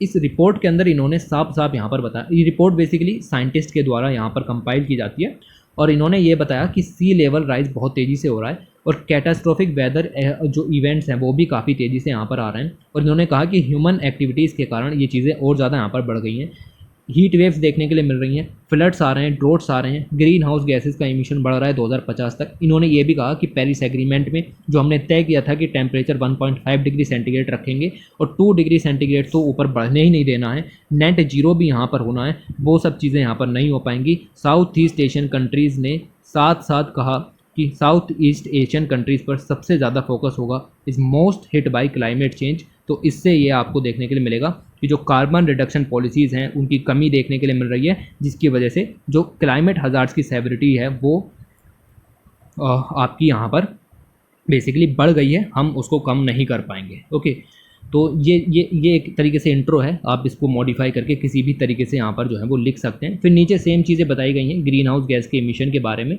और यहाँ पर मिलेगा कि प्री इंडस्ट्रियल लेवल का 1.5 डिग्री सेंटीग्रेड जो तापमान है उसको यहाँ पर हमें मतलब इतना ही रोकना है, उससे ज़्यादा ना बढ़ पाए उसकी कोशिश करनी है। 2015 के पेरिस एग्रीमेंट में इस चीज़ के ऊपर समझौता किया गया था कि 2030 तक इस तापमान को इतना यहाँ पर रोक करके रखना है, लेकिन अभी सिनेरियो ऐसे लग रहे हैं कि हम जो है 2030 से पहले ही 1.5 डिग्री सेंटीग्रेड तापमान को ब्रीच कर जाएंगे, और ये बिल्कुल भी अच्छा यहाँ पर नहीं होगा। और साथ ही साथ ये भी बताया गया कि जो साउथ ईस्ट एशिया है वो सबसे ज़्यादा वल्नरेबल रीजन है, और साउथ ईस्ट एशिया के अंदर आपको पता है कि इंडिया भी इंक्लूड यहाँ पर हो जाता है, और ये काफ़ी वल्नरेबल रीजन्स यहाँ पर उभर करके आ रहे हैं। ओके, उसके अलावा सी लेवल राइज यहाँ पर हो रहे हैं, भाई ग्लेशियर मेल्ट होगा तो सी लेवल राइज तो यहाँ पर होंगे ही। इससे क्या है, जो कोस्टल एरियाज़ हैं वहाँ पर रहने वाले लगभग 450 लोगों को खतरा साफ नज़र आ रहा है। साउथ ईस्ट एशिया में भी कई आइलैंड यहाँ पर हैं, स्पेशली इंडोनेशिया जैसे रीजन्स के अंदर, वहाँ पर भी ये खतरा काफ़ी ज़्यादा नज़र आएगा। ओके, एशिया की कुछ लार्जेस्ट सिटीज़ हैं जहाँ पर बिलियंस ऑफ डॉलर्स का डैमेज देखने के लिए मिलेगा। मतलब एनवायरमेंटल कॉस्ट तो है ही, इकोनॉमिकल कॉस्ट भी हमको यहाँ पर सहनी पड़ेगी। टेम्परेचर अगर 1.5 डिग्री से ऊपर गया तो हम ग्रीन हाउस गैसेस में इमिशंस को कम नहीं कर पाएंगे किसी भी तरीके से। और पृथ्वी पर कुछ ऐसे प्लेसेस हैं जिनको हम रिस्टोर भी नहीं कर पाएंगे। कुछ प्लेसेस होते हैं जिनको हम कहते हैं कार्बन सिक्वेस्ट्रेशन या कार्बन सिंक, अगर वो लॉस हुए तो हम उनको रिकवर कभी नहीं कर पाएंगे, हम उनके लॉस होने को अफोर्ड ही नहीं कर पाएंगे। ओके, तो बहुत कुछ है इंट्रोडक्शन में, तो ठीक है कुछ भी लिख दो। ओके, ये सब कुछ ऐसा नहीं था जो आपको ना पता हो, ये सब पता था, इसके ऊपर फालतू में हमने इतना सब किया फिर भी। ओके, उसके अलावा क्लाइमेट चेंज जो है वो बिगिन हुआ बेसिकली आपका इंडस्ट्रियल रेवोल्यूशन से ही चीज़ें शुरू हुई। इसकी वजह से हमने सोचा कि भाई फॉसिल, अब देखो अब और यहाँ पर अंदर पहुँच जाओ, ठीक है। अब हमने सोचा कि भाई फॉसिल फ्यूल यहाँ पर हम यूज़ करते हैं तो इस फॉसिल फ्यूल का यूज़ बंद करना चाहिए क्योंकि हाइड्रोकार्बन्स रिलीज़ होते हैं, उसकी वजह से हमें जाना चाहिए रिन्यूएबल एनर्जी की तरफ। तो फॉसिल फ्यूल से रिन्यूएबल एनर्जी पर जो ट्रांजिशन हम यहाँ पर कर रहे हैं, this is called energy transition. इस एनर्जी ट्रांजिशन में अभी समय लगेगा, और समय लगेगा तो हमारी जो प्रायोरिटीज़ हैं वो यही होनी चाहिए कि रिन्यूएबल एनर्जी और क्लीन एनर्जी पर फोकस किया जाए। 1990 से साउथ एशिया में जो इमिशंस हैं वो लगभग 3.3% से यहाँ पर बढ़ गए हैं। हम बहुत ज़्यादा कोल पर डिपेंडेंस हैं, हमारी इकोनॉमी कोल पर डिपेंडेंस है। ओके, चाइना सबसे बड़ा प्रोड्यूसर है, एशिया के अंदर ही आपको देखने के लिए मिल जाएंगी चीज़ें। इंडिया जो है वो 7वें नंबर पर सबसे बड़ा प्रोड्यूसर यहाँ पर नज़र आएगा। ओके, लेकिन हमारी यहाँ पर एक इम्पॉर्टेंट पॉइंट भी नज़र आता है, India has risen to become the world's 7th largest green house gas emitter. और फैक्ट ये है कि per capita and per unit green house gas emission जो है वो हमारे अंदर कम है। मतलब पर कैपिटा मतलब एक जना कितना इमिशन करता है वो बहुत ही कम है और कंट्रीज़ की तुलना में। उसके बावजूद हम दुनिया के 7वें सबसे बड़े प्रोड्यूसर यहाँ पर बन जाते हैं। और बेसिकली जो कोल है वो हम काफ़ी भारी मात्रा में यूज़ कर रहे हैं, अपनी जो पावर जनरेशन है उसके लिए भारी मात्रा में कोल जो है वो यहाँ पर यूज़ किया जा रहा है। ओके, तो आप देख सकते हो कि इंडिया में जो क्लाइमेट चेंज से लड़ने के लिए क्या क्या किया जा रहा है। तो गवर्नमेंट के कुछ की इनिशिएटिव यहाँ पर हैं, like Jawaharlal Nehru national solar mission है। 2022 तक 100 गीगावाट की सोलार पावर जनरेशन हासिल करनी थी, यानी रिन्यूएबल एनर्जी हासिल करनी थी। ऐसे ही हमने ग्लासगो समिट के अंदर कहा कि हमें 500 गीगावाट यहाँ पर लेकर के आनी है, 2030 तक लेकर के आनी है। हमने नेट जीरो को भी कहा 2070 तक लेकर के आना है। ऐसे कई सारे 70 मिशन चले हुए हैं, यहाँ ज़्यादा डिटेल में नहीं दिए गए, तो आपको भी इतना ही ध्यान रखना है कि national mission for enhanced energy efficiency यहाँ पर है, जिसमें CO2 इमिशंस को कम करना है। ऐसे ही रिसाइकलिंग को बढ़ावा देना है, अर्बन वेस्ट मैनेजमेंट करना है, 20% water use efficiency national water mission के अंदर में यहाँ पर बढ़ानी है। सस्टेनेबल एग्रीकल्चर पर फोकस करना है। सस्टेनेबल एग्रीकल्चर के कई मेथड हैं, बायोडायनामिक एग्रीकल्चर अपना सकते हो, पर्माकल्चर अपना सकते हो, कंजर्वेशन एग्रीकल्चर है, प्रिसीजन फार्मिंग है। ओके, अलग अलग मेथड यहाँ पर आप यूज़ कर सकते हो। इसके अलावा हिमालयन इकोसिस्टम पर अलग फोकस है, यानी हिमालयन जो ग्लेशियोलॉजी है, यानी हिमालयन में जो ग्लेशियर्स हैं, इसको थर्ड पोल कहते हैं, उसके लिए बेसिकली एक नेशनल सेंटर भी हम ओपन करने की बात कर रहे हैं। ग्रीन इंडिया के अंदर हम फॉरेस्ट कवर को बढ़ाने की कोशिश कर रहे हैं। National mission for a green India है ना, उसके अंदर ट्री कवर, फॉरेस्ट कवर को बढ़ाने की बात यहाँ पर चल रही है। उसके अलावा क्लाइमेट चेंज से निपटने के लिए स्ट्रेटेजिक नॉलेज की यहाँ पर जरूरत है, तो रिसर्च कैपेबिलिटीज़ बढ़ाने की बात है। नेशनल क्लीन एनर्जी फंड यहाँ पर जो है वो बना हुआ है, जिसमें हम फाइनेंस को यहाँ पर बढ़ावा देंगे ताकि रिसर्च को बढ़ावा दिया जा सके और क्लीन एनर्जी हासिल की जा सके। ऐसे ही आपका नेशनल एडेप्टेशन फंड भी है, एग्रीकल्चर में, वाटर में, फॉरेस्ट्री में किस तरीके से एडेप्टेशन को लाया जा सकता है, उसके लिए अलग अलग फंड यहाँ पर आपके चलाए गए हैं। ये पूरी लिस्ट थी, ये इस तरीके से आपकी यहाँ पर जो है वो वर्क करती है। ओके, तो ये चीज़ें यहाँ पर आपकी निकल करके आएंगी। सब काम मिनिस्ट्री एनवायरनमेंट रिसोर्स देख रही है, ये आपको थोड़ा सा ध्यान में रखना है कि पर्टिकुलर मिशन कौन देख रहा है। ओके, उसके अलावा जो आपका इलेक्ट्रिसिटी सेक्टर है, एनर्जी एफिशिएंसी उसके अंदर हमें यहाँ पर बढ़ाना है। मतलब वहाँ से बहुत भारी मात्रा में कार्बन डाइऑक्साइड का एमिशन होता है, तो पर्टिकुलर एक सेक्टर में अगर कार्बन इमिशंस को कम करना है तो हम इसको कहते हैं decarbonisation of this particular sector, decarbonisation of transportation sector, decarbonisation of power sector. Okay, तो इससे क्या है, आपका जो एनर्जी प्रोडक्शन बढ़ेगा अगर आप इसमें कुछ टेक्नोलॉजिकल चेंजेस यहाँ पर लेते हैं, मतलब डीकार्बोनाइजेशन करते हैं, और उसी के साथ साथ जो एनवायरमेंटल स्ट्रेसेस हैं वो भी यहाँ पर कम होंगे, टेम्परेचर ज़्यादा नहीं बढ़ेंगे, एक्सट्रीम वेदर इवेंट्स कम देखने के लिए मिलेंगे। ओके, तो ये चीज़ें यहाँ पर हैं। साथ ही साथ अगर हम ये सब नहीं कर पाए तो सेडिमेंटेशन बढ़ेगा, फ्लडिंग यहाँ पर ज़्यादा आएगी, हाइड्रो पावर इफेक्ट होगी, तो हर एक सेक्टर पर निगेटिव इम्पैक्ट पड़ेगा। अगर हमने डीकार्बोनेशन नहीं किया, मतलब इसको ऐसे ही बढ़ने दिया, तो और ज़्यादा दिक्कत यहाँ पर हो जाएगी। आगे यहाँ पर अगर हम बात करें तो दिया गया है यहाँ साउथ एशिया के बारे में। साउथ एशिया बहुत ही ज़्यादा urbanised, basically entire South Asia has long been one of the world's least urbanised regions. Okay, least urbanised क्यों यहाँ पर कह रहे हैं, क्योंकि यहाँ पर जो अर्बन पॉपुलेशन है वो सिर्फ 28% है, मैक्सिमम पॉपुलेशन जो है वो आपकी रूरल एरिया में यहाँ पर सिकुड़ करके रह गई है। स्पेशली 1.4 बिलियन पीपल ही यहाँ पर रहते हैं। अर्बन ग्रोथ रेट भी यहाँ पर आपको 2.5% की दर से देखने के लिए मिलेंगे, और इससे जो है मतलब बढ़ तो रहे हैं लेकिन इतनी स्पीड से नहीं बढ़ रहे हैं। अब अर्बनाइजेशन यहाँ पर बढ़ेगा तो सिंपल सी बात है, जो कंट्री की सिटीज़ हैं, स्पेशली जो अर्बन एरियाज़ हैं, वहाँ पर स्ट्रेस होने शुरू हो जाएंगे। मतलब ज़्यादा पॉपुलेशन हो गई तो फिर पानी की कमी, रहने की जगह की कमी, इंफ्रास्ट्रक्चर गैप्स हैं, सोशल सर्विसेज की शॉर्टेज है, अर्बन मैनेजमेंट चैलेंजेस हैं, ये गैप यहाँ पर देखने के लिए मिल सकते हैं। तो इसके अलावा कुछ और थ्रेट भी हैं जो क्लाइमेट चेंज यहाँ पर पोज करता है, लाइक सी लेवल राइज हैं, राइजिंग टेम्परेचर हैं, वो वाटर मतलब ऐसे कुछ वेदर इवेंट्स हैं जो कि एक्सट्रीम यहाँ पर हो जाते हैं। तो बहुत सारी सिटीज़ हैं उनको ख़तरा भी यहाँ पर है। 10 मीटर या उससे जो कम वाले सी लेवल में जितनी भी सिटीज़ हैं, सी लेवल के 10 मीटर तक की सिटीज़ जितनी भी हैं वो सब बहुत ज़्यादा वल्नरेबल हैं, और लगभग 14% पॉपुलेशन यहाँ पर रहती है। ऐसी सिटीज़ की सब बात यहाँ पर हो रही है। तो ये ज़्यादा इसको डिटेल में मत डिस्कस करो, ठीक है। ये हमें पता है कि कोस्टल रीजन को सबसे ज़्यादा खतरा होगा, सी लेवल राइज होगा, तो सिंपल सी बात है जो आइलैंड नेशंस हैं उन पर भी भारी खतरा यहाँ पर होगा। तो इन सब सिचुएशन के बाद यहाँ पर अगर आप देखें तो क्लाइमेट वल्नरेबिलिटी इंडेक्स रिलीज़ की जाती है। ये इंडेक्स रिलीज़ की जाती है council on energy, environment and water के द्वारा, जिसको कहते हैं CEEW के द्वारा। और इन्होंने बताया कि असम है, आंध्र प्रदेश है, महाराष्ट्र है, कर्नाटक है, बिहार है, ये सब हाईली वल्नरेबल हैं। मतलब क्लाइमेट इवेंट आए, फ्लड, ड्रॉट, साइक्लोन, तो सबसे ज़्यादा इम्पैक्ट इन्हीं जो इलाके हैं मतलब इन स्टेट्स पर यहाँ पर पड़ेगा।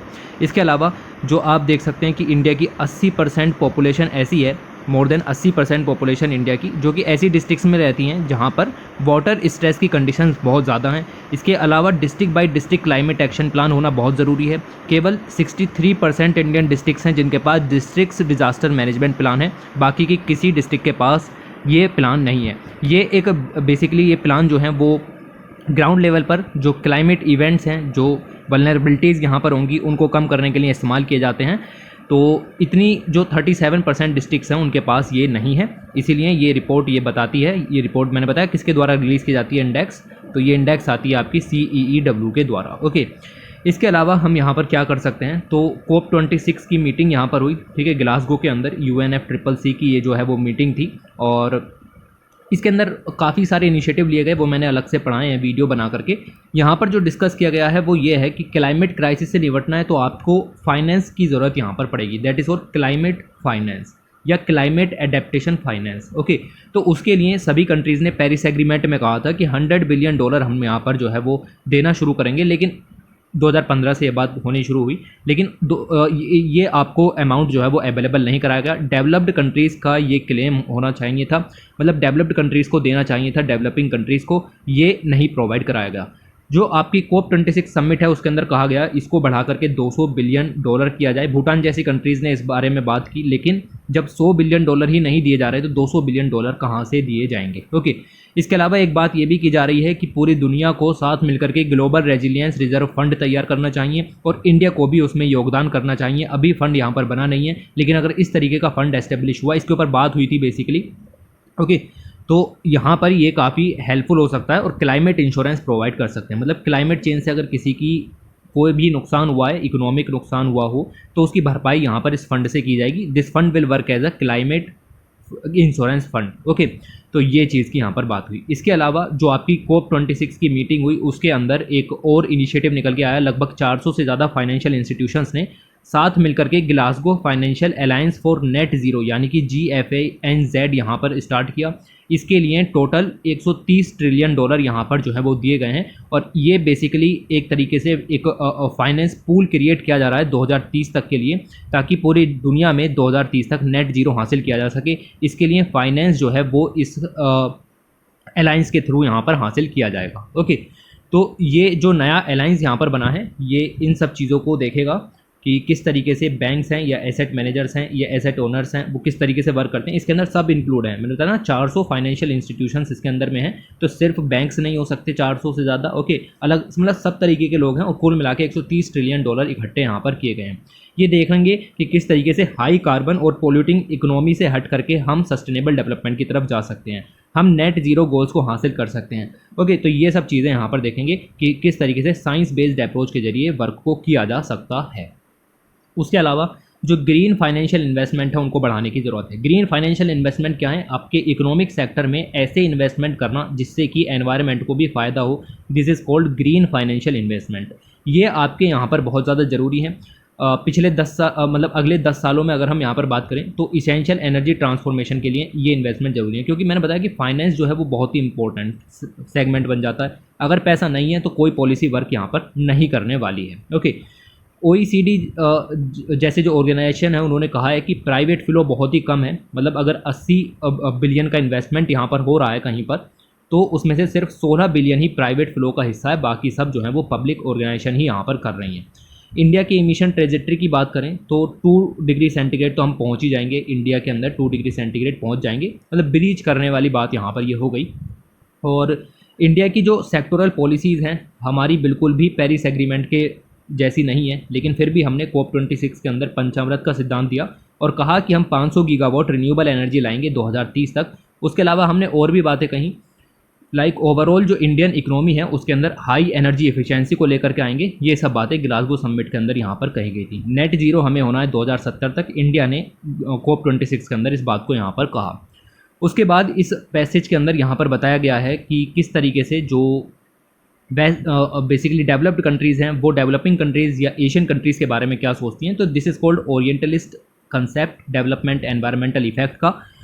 जो ओरिएंटलिस्ट कंसेप्ट का मतलब ये होता है कि जो आपकी वेस्टर्न कंट्रीज़ हैं वो ईस्टर्न कंट्रीज़ के बारे में क्या सोचती हैं। वेस्टर्न कंट्रीज़ अपने आप को बहुत एडवांस समझती हैं, लेकिन हाँ है भी, लेकिन एक बात ये भी तो है कि उनका डेवलपमेंट जो है इंडस्ट्रियल डेवलपमेंट वो कंप्लीट हो चुका है और उन्होंने हमसे कहीं समय पहले ये चीज़ें शुरू कर दी थी। तो अब वो लोग क्या समझते हैं कि इंडिया है, चाइना है, ये सब जो है वो बहुत ज़्यादा कार्बन का इमिशन कर रहे हैं, उनके ऊपर रेगुलेशंस लगनी चाहिए। लेकिन हमारा तो इंडस्ट्रियल डेवलपमेंट अब शुरू हुआ है, आपने तो 1700 से इंडस्ट्रियल डेवलपमेंट करना शुरू कर दिया था, तो हमने उस समय कुछ नहीं कहा, आप हमें थोड़ा सा डेवलपमेंट करने दीजिए। तो यहाँ पर देखो साफ साफ ये लाइन लिखी हुई है कि to grow India require its own fair amount of carbon space. ठीक है, हमें अपना कार्बन स्पेस यहाँ पर चाहिए होगा।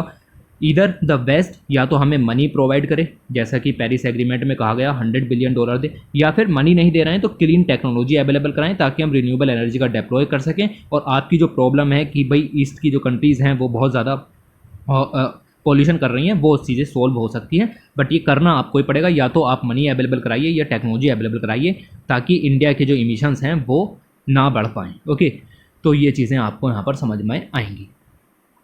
उसके बाद अगर हम आगे चलें तो यहाँ पर इस इमेज में आपको पर कैपिटा इमिशन दिखाए गए हैं। इंडिया के पर कैपिटा इमिशन देख सकते हो 1.58 के करीब है, जबकि वर्ल्ड का एवरेज 4.51 के करीब है। यूएसए का आप एवरेज देख सकते हो काफ़ी ज़्यादा है, और इधर में आप ऑस्ट्रेलिया का भी देख सकते हो। Australia is a major polluter. Okay, तो ये चीज़ें निकल करके आएंगी। उसके अलावा कई और प्रॉब्लम्स यहाँ पर चल रही हैं, लाइक रेनफॉल के पैटर्न्स चेंज हो रहे हैं। आप देखो कि मार्च अप्रैल में कोई रेनफॉल नहीं हुई, तो रेनफॉल के पैटर्न्स यहाँ पर चेंज हो रहे हैं। टेम्परेचर बहुत तेज़ी से यहाँ पर बढ़ रहा है, तो सोइल की क्वालिटी है, सोइल मॉइस्चर है, वाटर रिटेंशन कैपेसिटीज़ है, ये सब खत्म हो रही हैं। साथ ही साथ जो वाटर सप्लाई है वो भी डिग्रेड हो रही है, हाइड्रो पावर जनरेशन भी अफेक्ट हो रहा है, साथ ही साथ एग्रीकल्चर प्रोडक्शन भी अफेक्ट यहाँ पर हो रहा है। 2050 तक रेनफॉल में चेंजेस और देखने के लिए मिलेंगे, ग्लेशियर और ज़्यादा तेज़ी से यहाँ पर मेल्ट होने लगेंगे, जिससे कि रीजन की जो रिवर्स हैं उसमें डिस्चार्ज इंक्रीज़ हो जाएगा, और डिस्चार्ज इंक्रीज़ होने का मतलब ये है कि फ्लड्स की कंडीशन भी देखने के लिए मिल सकती हैं। ओके, तो ये चीज़ें आपको थोड़ी सी ध्यान में रखनी है। रिवर फ्लो जो है वो आपके सिग्निफिकेंटली फॉल भी देखने के लिए मिलेंगे, क्योंकि टेम्परेचर इंक्रीज़ होगा, इवेपोरेशन जैसी प्रॉब्लम्स भी देखने के लिए मिलेंगी। तो ये सब चीज़ें आपको ध्यान में रखनी है। इसके साथ साथ अगर हम यहाँ पर आगे बात करें तो क्लाइमेट चेंज या वल्नरेबिलिटी इशूज़ से लड़ने के लिए हर सेक्टर में ज़रूरी है। एग्रीकल्चर सेक्टर में इन्वेस्टमेंट्स ज़रूरी हैं, वाटर सेक्टर में, अदर सेंसिटिव सेक्टर्स हैं उनमें भी आपको कम्युनिटीज़ की हेल्प लेकर के और ये चीज़ों को सॉर्ट करना पड़ेगा, इन चीज़ों को सोल्व करना पड़ेगा। इकोनॉमिक जो रेजिलियंस है वो हमें यहाँ पर हासिल करना पड़ेगा। ओके, ये IPCC की रिपोर्ट दी गई है, 6th असेसमेंट रिपोर्ट, उसकी वर्किंग ग्रुप 3 की रिपोर्ट है। मैंने बताया IPCC ने 3 हिस्सों में रिपोर्ट को दिया था, ये वर्किंग 3 की रिपोर्ट है। इन्होंने कहा कि अगर हमने इमीडिएट स्टेप्स नहीं लिए या डीप इमिशन रिडक्शन नहीं करे हर सेक्टर के अंदर, तो हम 1.5 डिग्री कभी नहीं रोक पाएंगे, ये ब्रीच कर जाएगा। ओके, तो ये सब चीज़ें यहाँ पर हैं। उसके अलावा हमारा जो फोकस है वो इस चीज़ की तरफ भी होना चाहिए कि हम अपने लैंड यूज़ को किस तरीके से मैनेज करें, मतलब ज़्यादा डिफोरेस्टेशन ना हो, अर्बनाइजेशन एक्सपेंशन या एग्रीकल्चर एक्सपेंशन की वजह से फॉरेस्ट लॉस ना हो।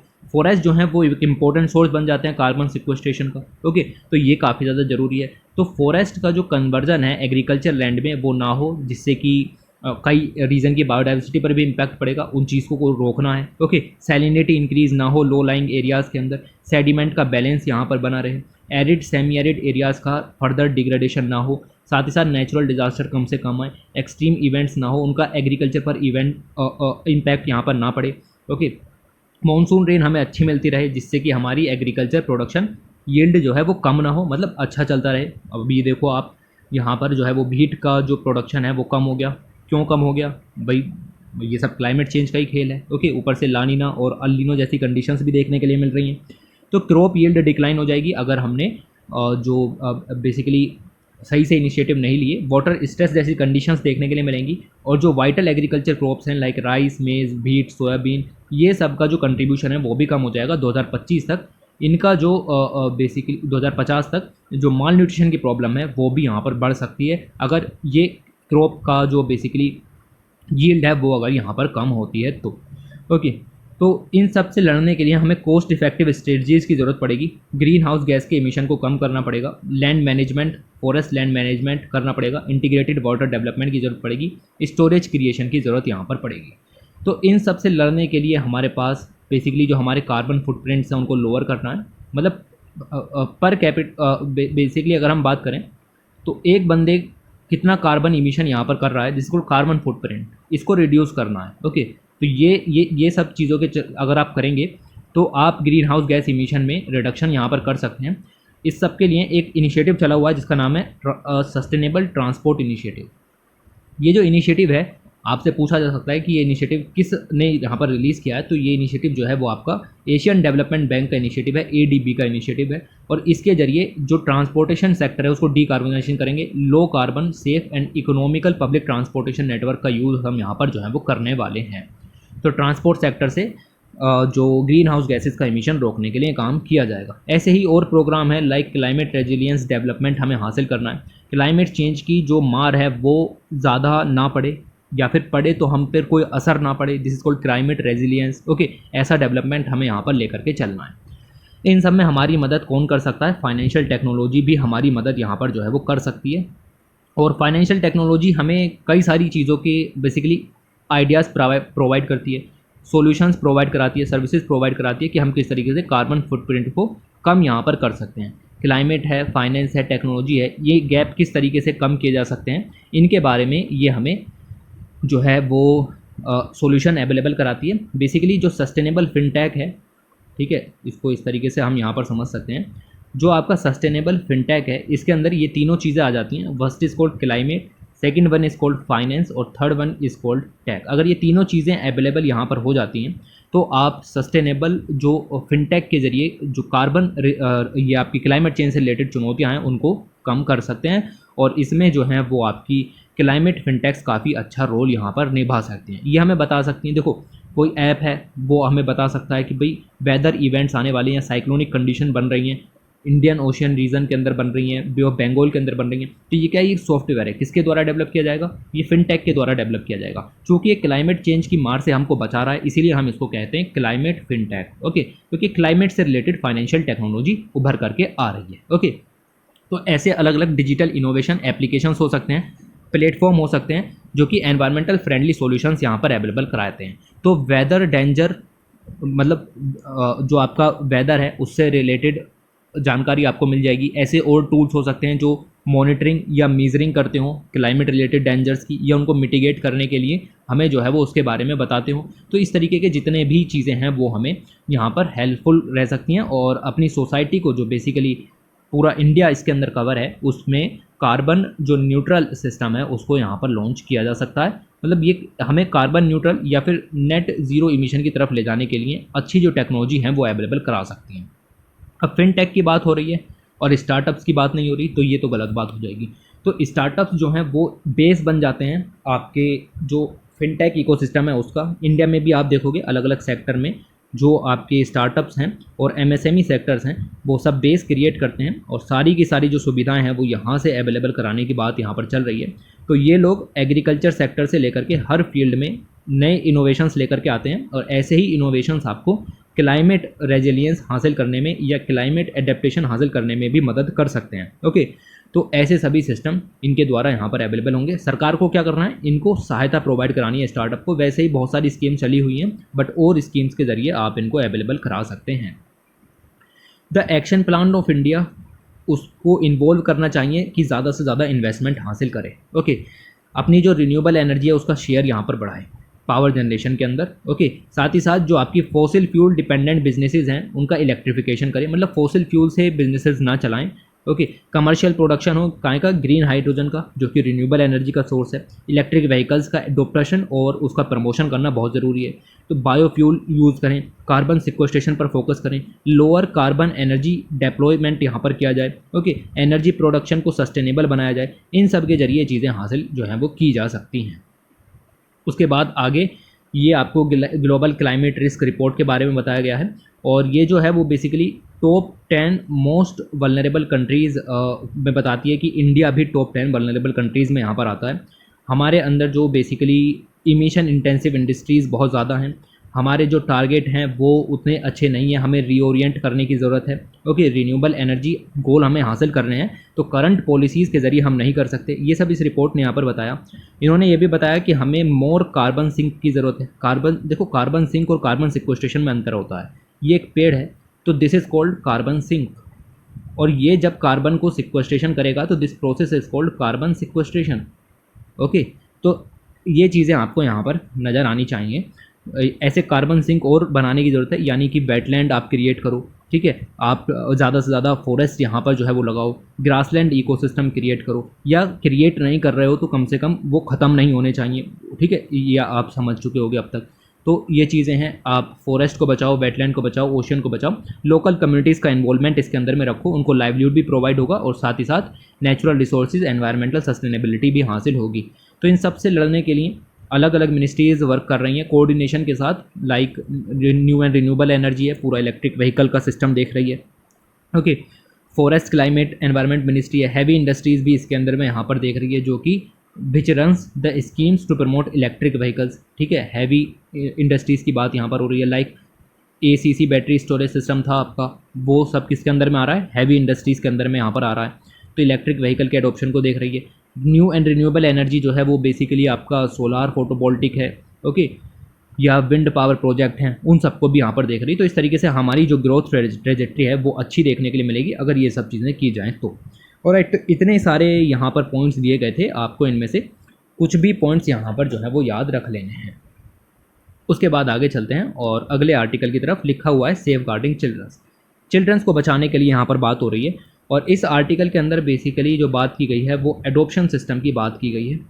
ओके, जो बच्चे एडॉप्ट किए जाते हैं उनके लिए किस तरीके की सुविधाएं होनी चाहिए या किस तरीके का एडॉप्शन प्रोसीजर इंडिया के अंदर है उसकी बात की गई है। चलिए देखते हैं क्या बात की गई है। यहाँ पर सब जगह पर डाटा यहाँ पर दिया गया है। लिखा है कि 0 से 6 साल की उम्र के लगभग 158 मिलियन बच्चे हमारे पास हैं और 18 साल की एज तक लगभग 472 मिलियन बच्चे हमारे पास यहाँ पर हैं, जो कि कंट्री की पॉपुलेशन का 39% क्रिएट करते हैं। इसमें से लगभग 30 मिलियन जो बच्चे हैं वो लगभग ऑर्फन्ड हैं या फिर एबेंडेंट चिल्ड्रन हैं, जो कि यूथ पॉपुलेशन का 4% क्रिएट करते हैं। यूनिसेफ की अगर हम माने तो इंडिया के में 30 समझो आप इसको, ठीक है, 30 मिलियन ऑर्फन्ड एंड एबेंडेंट चिल्ड्रन हैं। 2017 के हिसाब से अगर हम देखें तो 30 मिलियन चिल्ड्रंस में से सिर्फ और सिर्फ 4,70,000 बच्चे ही इंस्टीट्यूशनल केयर में रह रहे हैं। ओके, तो इतने 30 मिलियन बच्चों में से सिर्फ और सिर्फ 4,70,000 ही इंस्टीट्यूशनल केयर को अफोर्ड कर पा रहे हैं। बाकी के जो बच्चे हैं वो अनऑर्गेनाइज्ड तरीके से जो इंस्टीट्यूशन हैं उनमें यहाँ पर हैं। ये बिल्कुल भी अच्छा नहीं है। ओके, तो ये कुछ यहाँ पर देखने के लिए मिलेगा। तो गवर्नमेंट का फोकस चाइल्ड डेवलपमेंट की तरफ होना चाहिए, क्योंकि इतने सारे बच्चे हैं जिनको अपॉर्चुनिटीज़ डिनाइड की जा रही हैं। उनकी सेफ्टी, उनकी हेल्थ का ध्यान रखना उनकी ज़रूरत यहाँ पर है। इंडिया में एडॉप्शन रेट बहुत ही ज़्यादा लो देखने के लिए मिल रहे हैं और पिछले कुछ सालों से तो लगातार गिर रहे हैं। गवर्नमेंट की एजेंसी है जिसका नाम है सेंट्रल एडॉप्शन रिसोर्स अथॉरिटी। ये सब कुछ देखती है जो भी बच्चे एडॉप्ट हो रहे हैं उनकी हालत कैसी है या फिर किस तरीके से अडॉप्ट, गाइडलाइंस भी ये रिलीज़ करती है।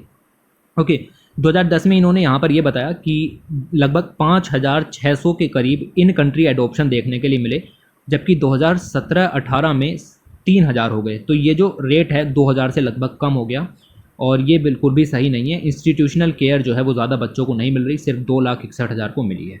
अब ये डाटा देख लो आप कि कितना सारा यहाँ पर है। तो यूनिसेफ का डाटा को छोड़ो, यहाँ पर आप ये जो अथॉरिटी है इंडिया की, इसका डाटा यहाँ पर यूज़ कर सकते हो, ठीक है। ये इंपॉर्टेंट हो जाता है compare to the UNICEF. Okay तो इस डाटा की वैलिडिटी को थोड़ा सा ध्यान में रखते हुए आप इसको यूज़ कर सकते हो। और इसके बाद अगर हम आगे चलें तो ये अभी डाटा और यहाँ पर बचा हुआ है। डाटा यहाँ पर ये कहता है कि इंडिया में जो एडॉप्शन के लॉज हैं वो बहुत ज़्यादा रेस्ट्रिक्ट हैं। इसी वजह से सिर्फ और सिर्फ 3,000 बच्चे ही अडॉप्ट किए जा चुके 2017-18 में, जबकि 2010 में लगभग 5500 बच्चे अडॉप्ट किए गए थे। तो क्यों कम हुए? क्योंकि इंडिया में जो एडॉप्शन लॉज हैं वो बहुत ज़्यादा स्ट्रिक्ट देखने के लिए मिल रहे हैं। ओके तो इसके बहुत सारे रीज़न हैं कि क्यों लो लेवल एडॉप्शन यहाँ पर देखने के लिए मिल रहा है। ओके उसमें सबसे पहला रीज़न तो ये है, firstly there are not enough children available for adoption. यहाँ पर एडॉप्शन के लिए ज़्यादा बच्चे अवेलेबल नहीं हैं, क्योंकि जो एबंडेंट चिल्ड्रन हैं उनका रेशियो अगर हम देखें इंस्टीट्यूशनलाइज्ड केयर की तुलना में तो वो बहुत ही ज़्यादा कम है।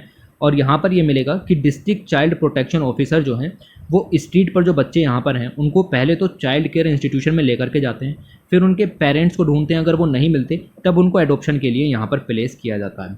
और प्लेस करने के बाद भी कई सारे रूल्स यहाँ पर हैं जो कि बहुत ज़्यादा स्ट्रिक्ट हैं। फाइनेंशियल सिचुएशन अच्छी होनी चाहिए। आप एडॉप्ट करने के मतलब उनकी पास्ट हिस्ट्री देखी जाएगी, उनके पास कितने पहले से ही जो चिल्ड्रंस हैं उनकी भी हिस्ट्री देखी जाएगी। ओके ये सब चीज़ें यहाँ पर देखी जाती हैं। अब थोड़ा सा ये जो चाइल्ड केयर इंस्टीट्यूट है इनके बारे में बताया गया है। तो अगर हम national commission for protection of child rights की बात करें तो इंडिया में सिर्फ और सिर्फ 5,850 रजिस्टर्ड, याद रखना रजिस्टर्ड चाइल्ड केयर इंस्टीट्यूशंस हैं। अगर हम अनरजिस्टर्ड को भी मिला लें तो 8,000 यहाँ पर हो जाते हैं। इन सभी इंस्टीट्यूशंस में मिला करके लगभग इतने बच्चे जो हैं वो रजिस्टर्ड हैं, और अनरजिस्टर्ड भी आपको कुल मिला करके, ठीक है मैंने बताया ना, कुल मिला करके इतने बच्चे यहाँ पर हैं। लेकिन इंडिया में सारे के सारे जो चाइल्ड केयर इंस्टीट्यूशन है वो रजिस्टर भी नहीं है अंडर द लॉ। तो कुल मिला के 8,000 में से बहुत सारे हैं जो अनरजिस्टर्ड है। अनरजिस्टर्ड बच्चे बिल्कुल भी सही नहीं है। अनरजिस्टर्ड जितने भी जो आपके चाइल्ड केयर इंस्टीट्यूशंस हैं उनका अस्तित्व बिल्कुल भी नहीं होना चाहिए, क्योंकि वो क्या है कि बच्चे को वल्नरेबल बना देते हैं कि उसकी केयर पुअर होगी, या फिजिकल वायलेंस के केसेस देखने के लिए मिल सकते हैं, सेक्सुअल एब्यूज़ के केसेस देखने के लिए मिल सकते हैं, या ट्रैफिकिंग हो सकती है बच्चों की अगर वो रजिस्टर नहीं है इंस्टीट्यूशन तो इसीलिए सरकार को क्या करना चाहिए, या तो और ज़्यादा CCIs को सेटअप करे, या जो अनरेगुलेटेड हैं या अनरजिस्टर्ड हैं उनको रजिस्टर करे, और जिनकी हालत बिल्कुल ख़राब है उनको यहाँ पर बंद करना चाहिए। ओके तो मनी और रिसोर्सेज प्रोवाइड करे और शट डाउन करे जो अनरजिस्टर्ड CCIs हैं, ये सब काम होने चाहिए। डिसेबिलिटी एंड एडॉप्शन की बात करते हैं। मतलब एक तो हो गए आपके बच्चे, ठीक है, उनका एडॉप्शन हमने देखा किस तरीके से हो रहा है। एक हो गए आपके डिसेबल बच्चे, उनका रजिस्ट्रेशन और उनका ये भी हमें यहाँ पर देखना है।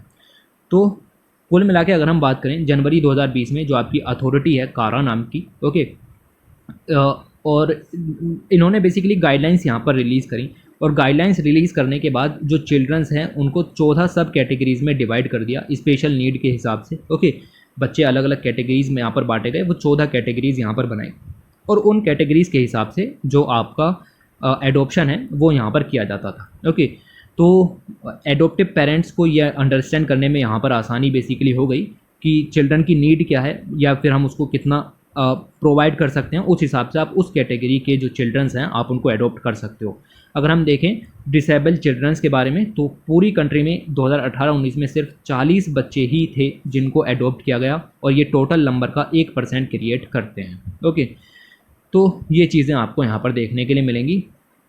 इसके बाद आगे चलें थोड़ा सा, तो 2015 में हमें एडॉप्शन प्रोसेस में शिफ्ट देखने के लिए यहाँ पर मिला।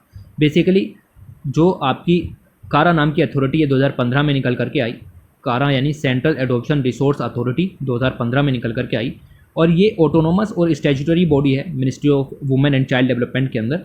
सारा का सारा जो सेंट्रलाइज डाटाबेस है, कितने एडॉप्टेबल चिल्ड्रंस हैं या उनके पेरेंट्स किस तरीके से हैं, उन सभी को देखती है। नोडल बॉडी है इंडिया में एडॉप्शन को देखने के लिए, उनको मॉनिटर करने के लिए, रेगुलेट करने के लिए। ओके हर तरीके का इन कंट्री या इंटर कंट्री एडोप्शन भी ये यहाँ पर देखती है, तो इंटर कंट्री एडोप्शन के लिए भी ये यहाँ पर मौजूद है। ओके, कारा को सेंट्रल अथॉरिटी के रूप में डिज़ाइन किया गया है अगर इंटर कंट्री एडोप्शन यहाँ पर होता है। ओके, देखो बेसिकली है क्या कि एक कन्वेंशन हुई थी जिसका नाम था हेग कन्वेंशन। हेग कन्वेंशन 1993 की इंटर कंट्री एडोप्शन के बारे में थी।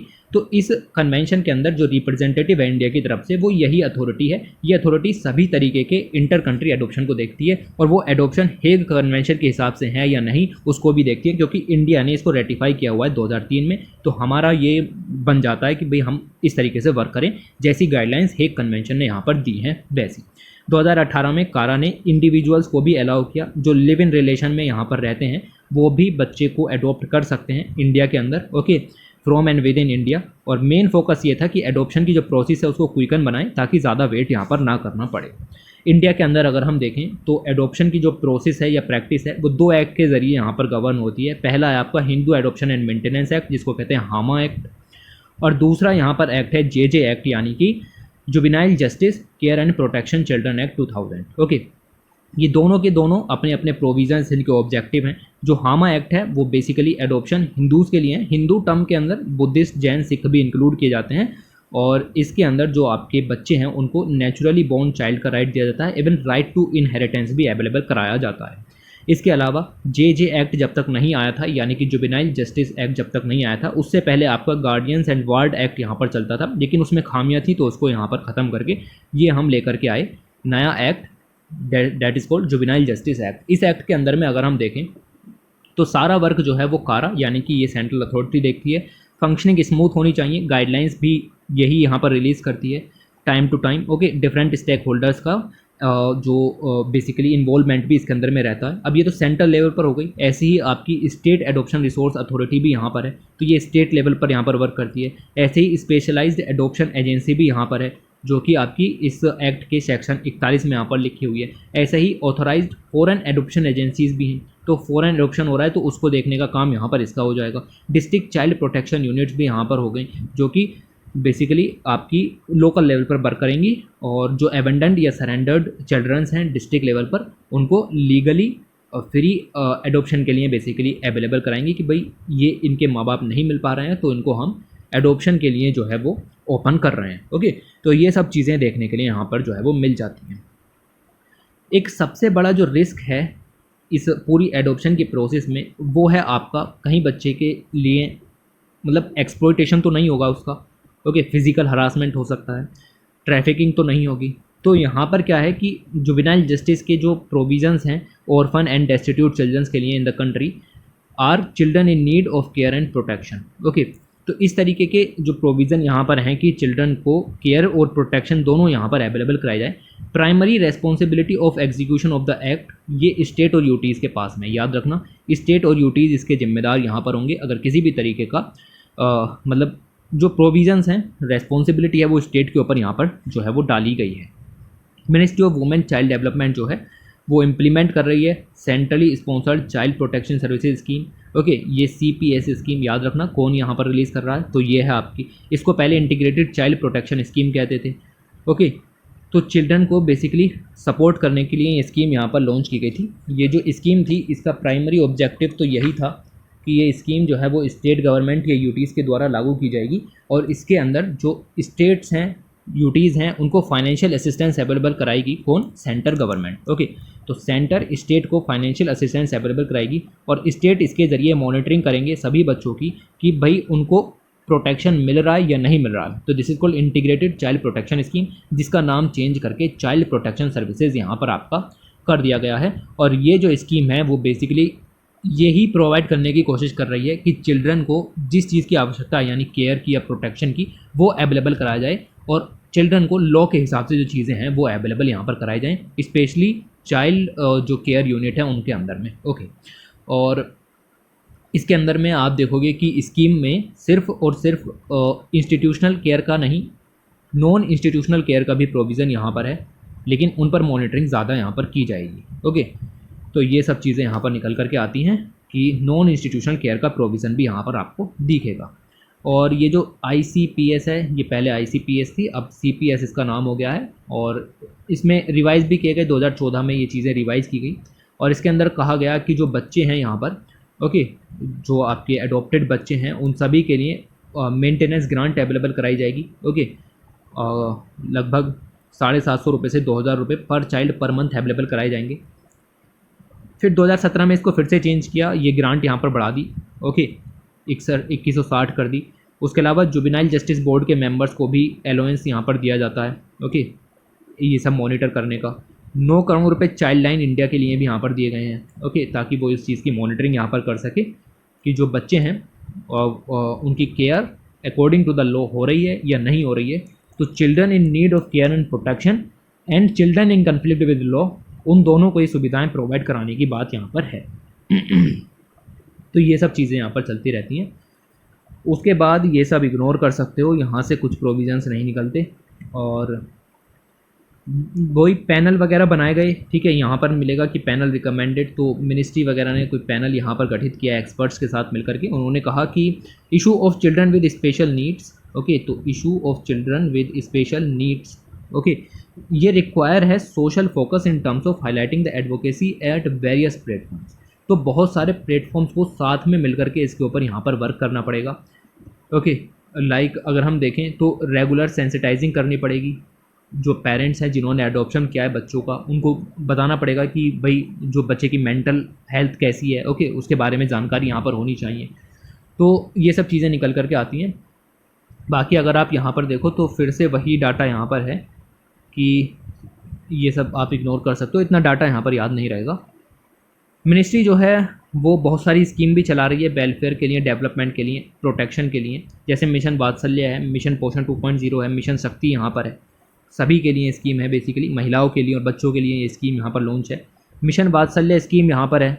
इस मिशन के अंदर जो चिल्ड्रंस हैं उनको पॉलिसी मेकर्स के द्वारा रिकॉग्नाइज़ किया जाएगा सुप्रीम नेशनल असेट के रूप में, और उनको हेल्दी और हैप्पी चाइल्डहुड हर बच्चे को अवेलेबल हो इंडिया के, ये ऑब्जेक्टिव इसका यहाँ पर जो है वो निकल करके आता है। ओके, तो सपोर्टिव एक्शन प्रोवाइड किए जाएंगे, सिंक्रोनाइज्ड इकोसिस्टम प्रोवाइड किया जाएगा, और साथ ही साथ सस्टेनेबल डेवलपमेंट गोल्स हासिल हो उसके लिए स्टेट और यूटीज़ को असिस्ट भी किया जाएगा, फाइनेंशियली भी और टेक्नोलॉजिकली भी, कि आप इस एक्ट के प्रोविजंस को अच्छे से यहाँ पर लागू करेंगे। ओके, तो प्राइम ऑब्जेक्टिव यही है कि जो स्टेट एक्शन यहाँ पर ले रहा है वुमेन्स के लिए, चिल्ड्रन के लिए, वो पूरे हो सकें। ओके, और जो आप चिल्ड्रन सेंटर लेजिस्लेशन है वो सक्सेसफुल हो, जेंडर इक्विटी हासिल हो, पॉलिसीज़ और प्रोग्राम सक्सेसफुल हो सकें। ओके, तो ये चीज़ें निकल करके आती हैं। इसके अलावा मिशन पोषण 2.0 यहाँ पर लॉन्च किया गया। ये एक इंटीग्रेटेड न्यूट्रिशन मिशन है। इसके अंदर चिल्ड्रन है, एडोलेसेंट गर्ल्स हैं, प्रेग्नेंट वुमेन्स हैं, लैक्टेटिंग मदर्स हैं, उनके अंदर जो माल न्यूट्रिशन की प्रॉब्लम है वो हमें ख़त्म करनी है। जैसे कि अभी बताया 2050 तक माल न्यूट्रिशन की प्रॉब्लम बढ़ जाएगी। क्यों? क्योंकि यील्ड कम होगी, पॉपुलेशन बढ़ेगी, न्यूट्रिशन अवेलेबिलिटी होगी नहीं, न्यूट्रिशनल इनसिक्योरिटी क्रिएट हो जाएगी, माल न्यूट्रिशन की प्रॉब्लम्स देखने के लिए मिलेंगी। तो ये हमें ख़त्म करना है, इसके लिए ये प्रोग्राम यहाँ पर जो है वो चला हुआ है। ओके, तो वेलनेस, हेल्थ, इन सब का ध्यान इसके अंदर में रखा जाएगा। सप्लीमेंट्री न्यूट्रिशन प्रोग्राम इस तरीके से अवेलेबल जो है वो कराए जाएंगे। ओके, तो ये मिशन पोषण यहाँ पर लॉन्च किया गया था। ये पोषण पहला फेज़ था, उसके बाद पोषण 2.0 यहाँ पर लॉन्च किया गया, और इसके अंदर जो है वो anganwadi services, scheme for adolescent girls, पोषण अभियान इंक्लूड किए जाते हैं एज अ सब प्रोग्राम। ओके, इसके एम्बिट में ही है। आप जस्ट यहाँ पर इस चीज़ को ध्यान में रखो कि ये जो है वो न्यूट्रिशनल सिक्योरिटी अवेलेबल कराने के लिए यहाँ पर लिया गया है। ठीक है, न्यूट्रिशन, हेल्थ वगैरह अवेलेबल करा दी आपने, प्रोटेक्शन ऊपर देख ही लिया, ठीक है, कि किस तरीके से हर बच्चे को सुविधाएं जो है वो अवेलेबल कराएंगे अंडर मिशन वात्सल्य। फिर आता है मिशन शक्ति, सेफ्टी। सबसे बड़ी जो चुनौती है वो यही है, सेफ्टी अवेलेबल कराने के लिए भी यहाँ पर मिशन शक्ति प्रोग्राम लॉन्च किया गया है, और ये यूनिफाइड सिटीजन सेंट्रिक वो जो लाइफ साइकिल सपोर्ट प्रोग्राम है। ओके, इसके अंदर क्या है कि प्रोटेक्शन, सेफ्टी, रिहेबिलिटेशन, एम्पावरमेंट, इन चीज़ों का ध्यान रखते हुए मिशन शक्ति को लॉन्च किया गया। इसके अंदर दो कंपोनेंट हैं, एक आपका संबल, एक आपका सामर्थ्य।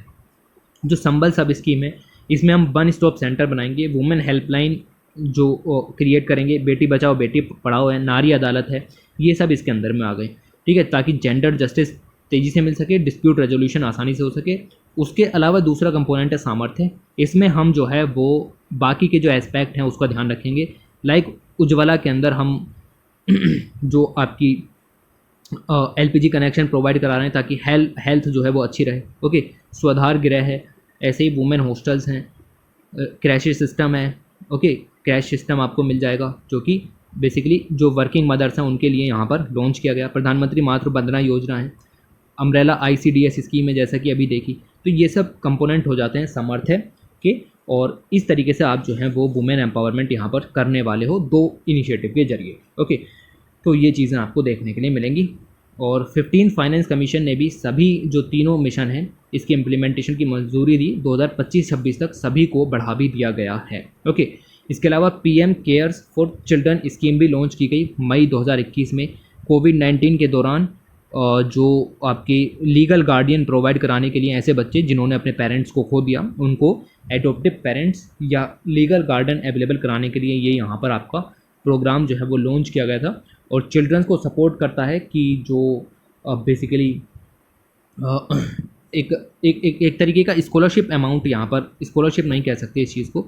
ओके, एक तरीके का अमाउंट आप यहाँ पर समझिए वो प्रोवाइड कराने की बात है। सपोर्टिव अमाउंट आप इसको कह सकते हो कि इस केयर फॉर चिल्ड्रन स्कीम के लिए जो आपका 18 साल तक यहाँ पर बच्चा हो जाएगा तो उसको मंथली जो इंस्टॉलमेंट है कुछ यहाँ पर दिया जाएगा ताकि एजुकेशन हेल्थ अच्छी रहे। और जब वो 23 साल का 10 हो जाएगा तो उसको 10 लाख का अमाउंट इस PM care for children scheme से अवेलेबल कराया जाएगा। उसके अलावा आयुष्मान भारत योजना भी इसी तरीके की स्कीम है जिसके अंदर 5 लाख पर फैमिली पर ईयर के हिसाब से लगभग 10 करोड़ फैमिलीज़ को कवर किया जाएगा। 10 करोड़ फैमिलीज़ का मतलब यहाँ पर हो जाता है लगभग 50 करोड़ लोगों को इसके अंदर में कवर किया जाएगा। चिल्ड्रंस भी इसके अंदर में यहाँ पर कवर हो जाते हैं। सेकेंडरी और टर्शरी केयर हॉस्पिटलाइजेशन प्रोवाइड इसके अंदर में यहाँ पर की जाएगी। Primary health and wellness centres create किए जाएंगे और ये सब बहुत बड़ी स्कीम है। इसके अंदर नेशनल हेल्थ अथॉरिटी और स्टेट हेल्थ अथॉरिटी का भी प्रोविज़न यहाँ पर किया गया है। तो इस तरीके से ये आपको देखने के लिए मिलेगा कि ये काम इस तरीके से यहाँ पर होगा। उसके बाद आगे चलते हैं और यहाँ पर देखते हैं एग्रीकल्चर से रिलेटेड आर्टिकल, और एग्रीकल्चर में क्या बात की गई है उसको भी देखेंगे। लिखा हुआ है safety net for farmers, farmers के लिए सेफ्टी नेट प्रोवाइड यहाँ पर कराने की बात है। तो देखते हैं कि क्या क्या पॉइंट यहाँ पर हैं। सबसे पहले अगर आपको पता हो तो एग्रीकल्चर का वही एक बेसिकली ये बना हुआ आता है इंट्रो, ऐसा का ऐसा ही यहाँ पर यूज़ किया जाता है।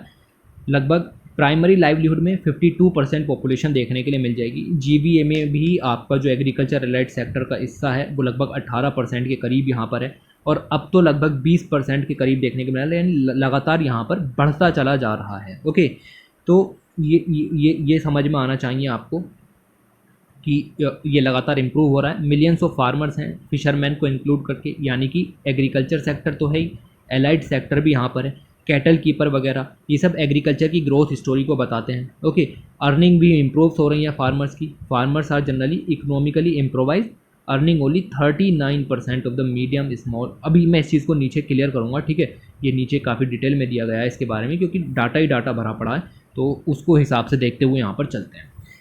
अब इंडिया में बात की जाती है मार्जिनल एंड स्मॉल फार्मर्स की, तो इंडिया में 86% जो फार्मर्स हैं वो मार्जिनल एंड स्मॉल फार्मर्स हैं। मार्जिनल फार्मर्स आपको देखने के लिए मिलेंगे और जो बेसिकली 1 हेक्टेयर से कम की ज़मीन है उनके पास। ओके, ऐसे ही आपको स्मॉल फार्मर्स मिलेंगे जिनके पास 1 से लेकर के 2 हेक्टेयर तक की लैंड होल्डिंग्स यहाँ पर है।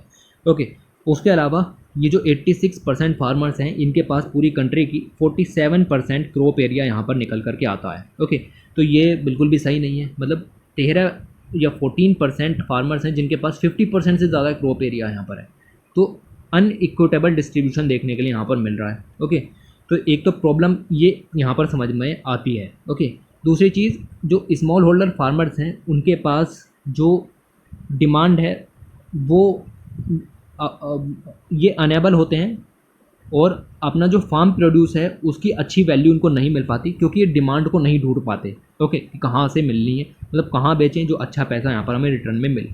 इसके अलावा limited access to efficient and low cost logistics, ये भी एक प्रॉब्लम है। साथ साथ बार्गेनिंग पावर भी यहाँ पर कम होती चली जा रही है। ओके, तो ये चीज़ें निकल करके आती हैं। दूसरी प्रॉब्लम यहाँ पर आ गई।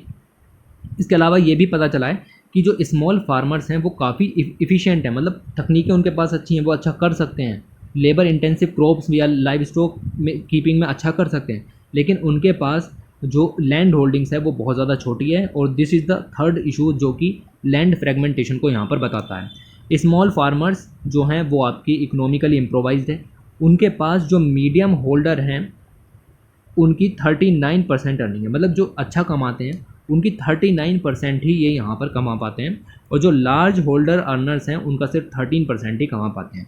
मतलब जो बड़े फार्मर्स हैं वो इनसे लगभग 6-7 गुना ज़्यादा यहाँ पर अर्न कर रहे हैं। क्यों? क्योंकि उनके पास लैंड होल्डिंग्स बड़ी है, लैंड फ्रेगमेंटेशन इनके पास नहीं है। तो 3 प्रॉब्लम यहाँ पर हमने देखी।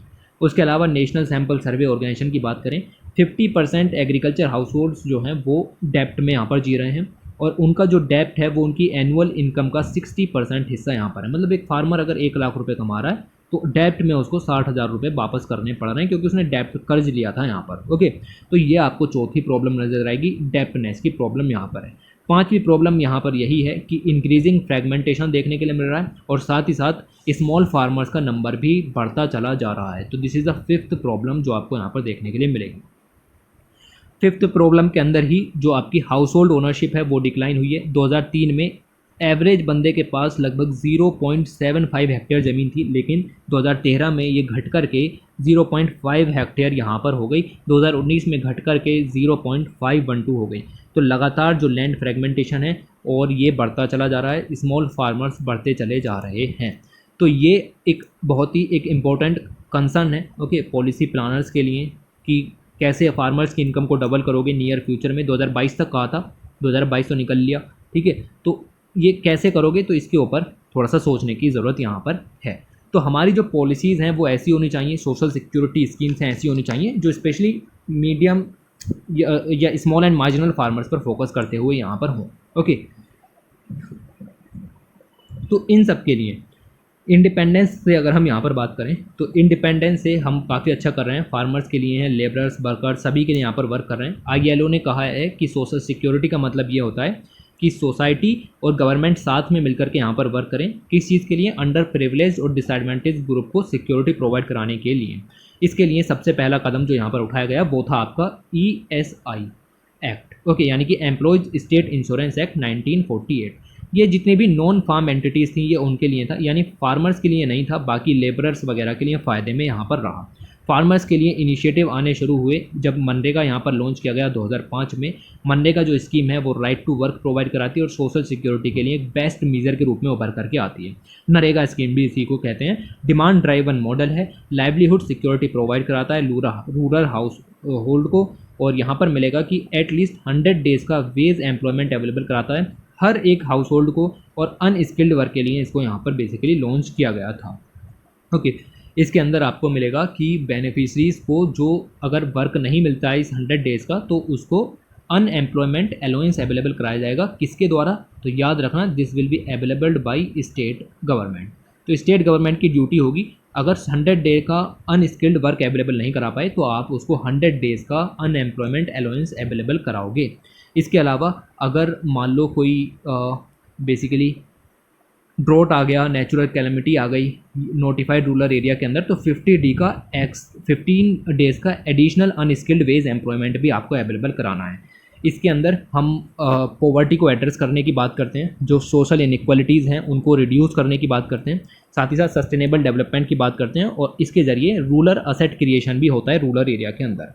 तो लाइफ्स बेटर होती हैं, ड्यूरेबल असेट्स क्रिएट होती हैं, वेजेस बढ़ते हैं, इनकम बढ़ती है, और ऐसे वर्क किए जाते हैं जो इंडिविजुअल को भी बेनिफिट करेंगे और कम्युनिटी को भी बेनिफिट करेंगे। लाइक चेक डैम्स बना लिए, पॉन्ड्स बना लिए, ओके, ट्रेडिशनल वाटर बॉडीज़ बना ली, ऐसे ही गोट शेड बना लिए, डेयरी शेड हैं, वर्मी कंपोस्ट पिट हैं। तो इनसे दोनों को लाभ मिलेगा, कम्युनिटी को भी, इंडिविजुअल को भी, तो दोनों को लाभ पहुंचाने के लिए ये काम किया गया है। तो इससे आप सस्टेनेबल लाइवलीहुड हासिल कर सकते हो। मनरेगा में लगभग इतने करोड़ एक्टिव वर्कर्स यहाँ पर देखने के लिए यहाँ पर मिले हैं।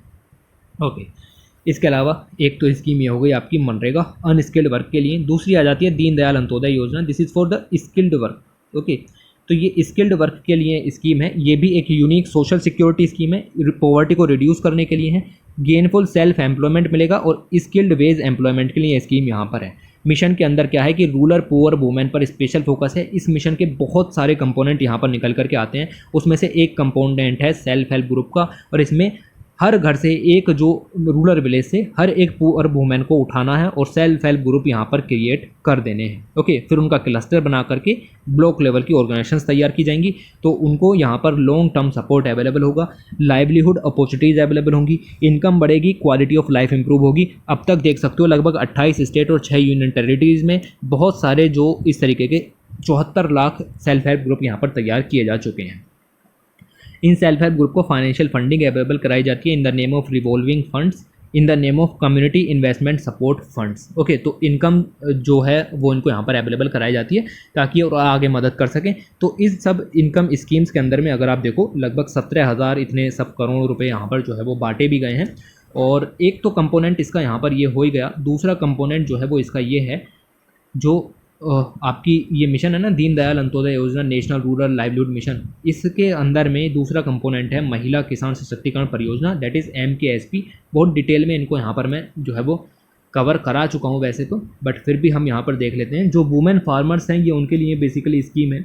ओके, और sustainable diversified livelihood opportunities available कराने के लिए स्कीम है। जो वुमेन फार्मर्स हैं उनको अलग अलग क्षेत्र में ट्रेन किया जाएगा कि कैसे आप किचन गार्डनिंग कर सकते हो, कैसे न्यूट्रिशन गार्डनिंग कर सकते हो, या लो या मिनिमम कॉस्ट डाइट्स को अपना सकते हो, लेटेस्ट एग्रीकल्चर टेक्नोलॉजीज़ को अपना सकते हो, कम्युनिटी रिसोर्स पर्सन्स, इन सबको यहाँ पर ट्रेन किया जाएगा। तो आप देख सकते हैं कि लगभग इतने लोगों को कृषि सखी के रूप में बनाया गया है, इतने रिसोर्स सेंटर्स खोले गए हैं, इतनी वुमेन्स को यहाँ पर ट्रेनिंग किया गया है। 38 लाख वुमेन को अब तक ट्रेंड किया जा चुका है इस प्रोग्राम के अंदर।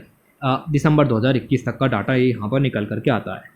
मिनिस्ट्री ऑफ रूरल डेवलपमेंट भी एक स्कीम चला रही है। दिस इज दूसरी स्कीम के दो कंपोनेंट देखे, सेल्फ हेल्प ग्रुप और ये आपका महिला किसान सशक्तिकरण परियोजना। तीसरी स्कीम निकल करके आती है नेशनल सोशल असिस्टेंस प्रोग्राम। तो ये जो आपका नेशनल सोशल असिस्टेंस प्रोग्राम है ये बेसिकली एक तरीके का पेंशन प्रोग्राम है और ये चलाया जा रहा है आपका रूरल डेवलपमेंट मिनिस्ट्री के द्वारा।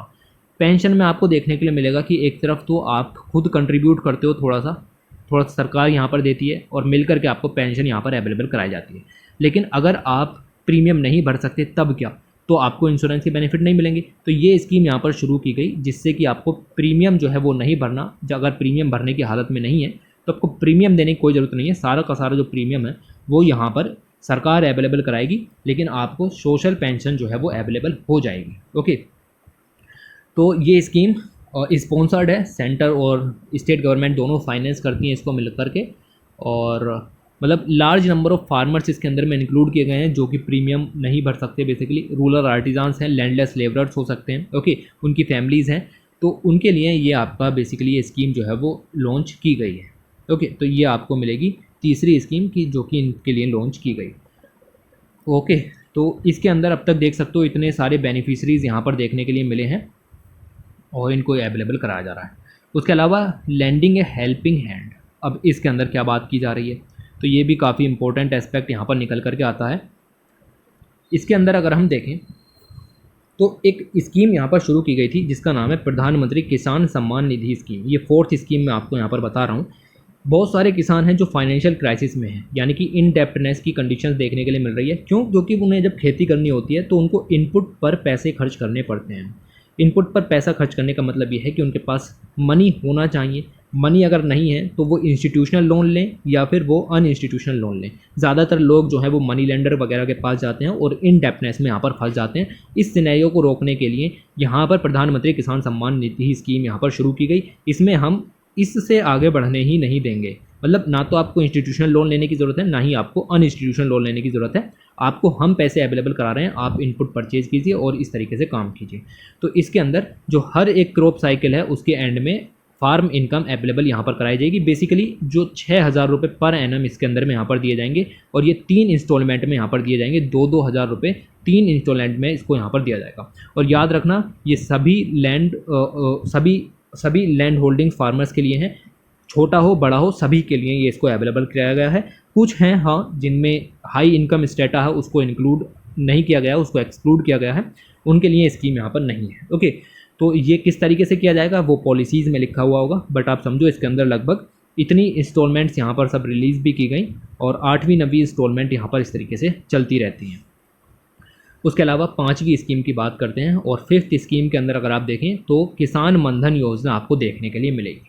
किसान मनधन योजना भी एक पेंशन स्कीम यहाँ पर है जो कि सोशल सिक्योरिटी अवेलेबल कराती है और इस पेंशन स्कीम के अंदर 2019 में लॉन्च की गई ये स्कीम है और इस स्कीम के अंदर आपकी 3,000 रुपये पर मंथ जो है वो आपकी किस्त बांध दी जाएगी। ओके, तो जो आपकी नेशनल सोशल असिस्टेंस प्रोग्राम अभी पड़ा उसमें आपको प्रीमियम देने की ज़रूरत नहीं थी, लेकिन यहाँ आपको 100 रुपये पर मंथ के हिसाब से प्रीमियम देना पड़ेगा। और एंट्री एज अगर 29 ईयर्स है तो जैसे जैसे एंट्री एज बढ़ती चली जाएगी प्रीमियम के रेट बढ़ते चले जाएंगे। ओके, तो जितनी जल्दी आप इसमें एंट्री ले लेते हैं उतना ही कम प्रीमियम आपको देना पड़ेगा। एंट्री आप देख सकते हो कि 18 से लेकर के 40 साल तक के लोगों के लिए है, और वॉलेंट्री है, कंट्रीब्यूटरी है इन द नेचर। जब 60 साल के हो जाओगे तो 3000 रुपये पर मंथ की आपको पेंशन अवेलेबल हो जाएगी। जितना अमाउंट आप डालोगे अकॉर्डिंग द एंट्री एज उतना ही आपका सेंट्रल गवर्नमेंट इसके अंदर आपको अवेलेबल कराएगी, और इस तरीके से जो पेंशन फंड है आपका क्रिएट हो जाएगा। ओके, तो ये आपकी 5वीं स्कीम हो गई। उसके अलावा छठी स्कीम की अगर हम बात करें तो छठी स्कीम में आपकी फसल बीमा योजना आ जाती है। फसल बीमा योजना के अंदर प्रीमियम रेट आपको याद रखने हैं 1.5%, 2% और 5% के रेट यहाँ पर अवेलेबल होते हैं respectively for rabi crop, kharif crop and horticulture crops. Crop damage हुई तो आपको जो क्रॉप क्लेम है वो यहाँ बेसिकली इंश्योरेंस क्लेम है वो आपको अवेलेबल करा दिया जाएगा। इतना प्रीमियम तो आपको भरना है, बाकी का जो प्रीमियम है वो स्टेट और सेंट्रल गवर्नमेंट मिलकर के भरती हैं, डिपेंडिंग कि वो हिमालयन स्टेट है, नॉर्थ ईस्ट का स्टेट है या अदर स्टेट है। ओके, तो लगभग 36 करोड़ फार्मर्स इसके अंदर इंश्योर्ड कराए जा रहे हैं, और लगभग 85% ऑफ द फार्मर्स जो है वो स्मॉल एंड मार्जिनल फार्मर्स वो इसके अंदर एनरोल कर लिए गए हैं। इसके अलावा स्टेट गवर्नमेंट्स भी अपनी कई सारी स्कीम्स जो हैं वो लॉन्च किए हुए हैं इससे रिलेटेड। जैसे आपको मिलेगा कि महाराष्ट्र है, महाराष्ट्र की सरकार ने Gopinath Munde farmer accident insurance scheme 2015 में अवेलेबल कराई है। स्कीम के अंदर एनिमल का अटैक हुआ, नक्सल अटैक हुआ, मर्डर हुआ, इलेक्ट्रिक शॉक हुआ, किसी भी तरीके का एक्सीडेंट हुआ, विक्टिम को कंपनसेट किया जाएगा। ऐसे ही गुजरात की सरकार ने फार्मर्स एक्सीडेंटल इंश्योरेंस स्कीम यहाँ पर लॉन्च की हुई है। 1996 से ये स्कीम यहाँ पर चल रही है। इंश्योरेंस प्रीमियम 100% का 100% जो है वो स्टेट गवर्नमेंट यानी गुजरात की सरकार के द्वारा अवेलेबल कराया जाएगा। परमानेंट डिसेबिलिटी हो गई या एक्सीडेंटल डेथ हो गई तो प्रीमियम आपको अवेलेबल कराया जाएगा। ऐसे ही उत्तर प्रदेश या कुछ और स्टेट हैं इस तरीके की स्कीम्स को लागू किए हुए हैं। तो ये सब चीज़ें आपको यहाँ पर ध्यान में रखनी है कि किस तरीके से जो वर्क है वो यहाँ पर चल रहा है। उसके बाद ब्लू रेवोल्यूशन की बात करते हैं। फिशरी एक इम्पॉर्टेंट सोर्स है, फूड के लिए तो है ही, न्यूट्रिशन भी है, एम्प्लॉयमेंट भी मिलता है, इनकम भी होती है। ओके, तो एलाइड एक्टिविटीज़ के अंदर काफ़ी इंपॉर्टेंट है। लगभग 16 मिलियन जो फिशर्स हैं वो इसके ऊपर डिपेंड हैं प्राइमरी लेवल पर भी, और साथ ही साथ इसकी अगर वैल्यू चेन की बात करें मतलब फिशरी के प्रोडक्शन से लेकर के कंजम्पशन तक जो वैल्यू चेन यहाँ पर है उसके अंदर लगभग दुगने जो बेसिकली फिशर्स हैं वो इन्वॉल्व हैं, दुगने जो लोग हैं वो यहाँ पर इन्वॉल्व हैं। ओके, तो इन सब के लिए कुछ ना कुछ यहाँ पर लॉन्च होना चाहिए, इनकी सोशल सिक्योरिटी के लिए भी कुछ करना चाहिए। तो डिपार्टमेंट आपका आ जाता है fisheries. Okay, department of fisheries जो कि ministry of fisheries animal husbandry and dairying के अंदर में आता है। इन्होंने स्कीम लॉन्च की थी जिसका नाम था national scheme for the welfare of fisherman. 5 साल के लिए ये स्कीम थी, और ये बेसिकली एक कंपोनेंट था ब्लू रेवोल्यूशन का जो कि सेंट्रली स्पॉन्सर्ड स्कीम है। ब्लू रेवोल्यूशन मतलब फिशरीज उत्पादन को बढ़ाने के लिए ये रेवोल्यूशन शुरू किया गया था। जैसे ग्रीन रेवोल्यूशन के अंदर फूड सिक्योरिटी हासिल की, ऐसे ही यहाँ पर हम फिशरीज सिक्योरिटी हासिल करने की बात कर रहे हैं। ये स्कीम जो है वो एंड हो गई 31 मार्च 2020 को। कुछ फ़ायदे देखने के लिए मिले, कुछ नुकसान देखने के मिले, लेकिन उसके जस्ट बाद हमने प्रधानमंत्री मत्स्य संपदा योजना यहाँ पर लॉन्च कर दी। डिपार्टमेंट ऑफ फिशरीज़ ने ही 20,000 करोड़ रुपए इसके लिए इन्वेस्टमेंट यहाँ पर दिया गया, और 5 साल के लिए स्कीम जो है वो लॉन्च की गई है। इसके अंदर फ़िश के प्रोडक्शन को बढ़ाना है, सी वीड कल्टिवेशन को यहाँ पर बढ़ाना है, और भी चीज़ें इसके अंदर में यहाँ पर हैं जिससे सस्टेनेबल एंड रेस्पॉन्सिबल डेवलपमेंट हम हासिल कर सकते हैं। Okay, livelihood, nutritional support, socially economically backward लोगों के लिए इसके अंदर अवेलेबल है। साथ ही साथ 4,500 रुपये पर फिशर फाइनेंशियल असिस्टेंस भी दी जाएगी, जिसमें से कि 3,000 फिशर जो है वो गवर्नमेंट अवेलेबल कराएगी, बाकी का आपको बेनिफिशरी को खुद अवेलेबल कराना है। कुछ और फाइनेंशियल प्रोविज़न भी इसके अंदर में यहाँ पर दिए गए हैं, बट इतना डिटेल में जाने की ज़रूरत आपको यहाँ पर नहीं पड़ेगी। डेथ वगैरह के लिए अलग प्रीमियम वगैरह के रेट, ये सब चीज़ें हैं, बट ये सब जानने की ज़रूरत नहीं। बस इतना ही सफिशिएंट है कि ऐसी कोई स्कीम है, जी हाँ स्कीम है, और इसके कुछ प्रोविज़न्स आपको पता होने चाहिए। ये सारे प्रोविज़न नहीं है, तो अगर आप चाहते हैं कि इसके बारे में और जाना जाए तो आप थोड़ा सा इसको सर्च करें, या आपके नोट्स वगैरह में इसके बारे में लिखा हुआ होगा तो वहाँ से आप इसको रिवाइज़ करने की कोशिश करेंगे। उसके बाद आगे चलते हैं और देखते हैं किन चीज़ों की बात आगे की गई है। ओके, लिखा हुआ है digital service delivery. Digital service delivery की बात है, फाइनेंशियल इंक्लूजन की बात कर रहे हैं। ओके, तो टेक्नोलॉजी लगातार बढ़ती चली जा रही है। हम सारी सुविधाएं फिजिकल रूप में अवेलेबल नहीं करा सकते कि भाई ये यहाँ आ जाएगा, हम वहाँ जाएंगे और इसको अवेलेबल कराएंगे। नहीं, दूर से बैठे हुए सुविधाएं अवेलेबल कराना डिजिटल सर्विस डिलीवरी एक तरीके से इसको यहाँ पर कहा जाएगा। ये भी मैं आपको बता चुका हूँ कि फाइनेंशियल इंक्लूजन सोशल सिक्योरिटी का बिल्कुल एकदम मिडिल में यहाँ पर है। मतलब उसके बिना सोशल सिक्योरिटी सिस्टम आपका बिल्कुल ठप हो जाएगा, आप वर्क नहीं कर पाओगे। तो इंडिया की जो डिजिटल स्टोरी है वो काफ़ी अच्छी है।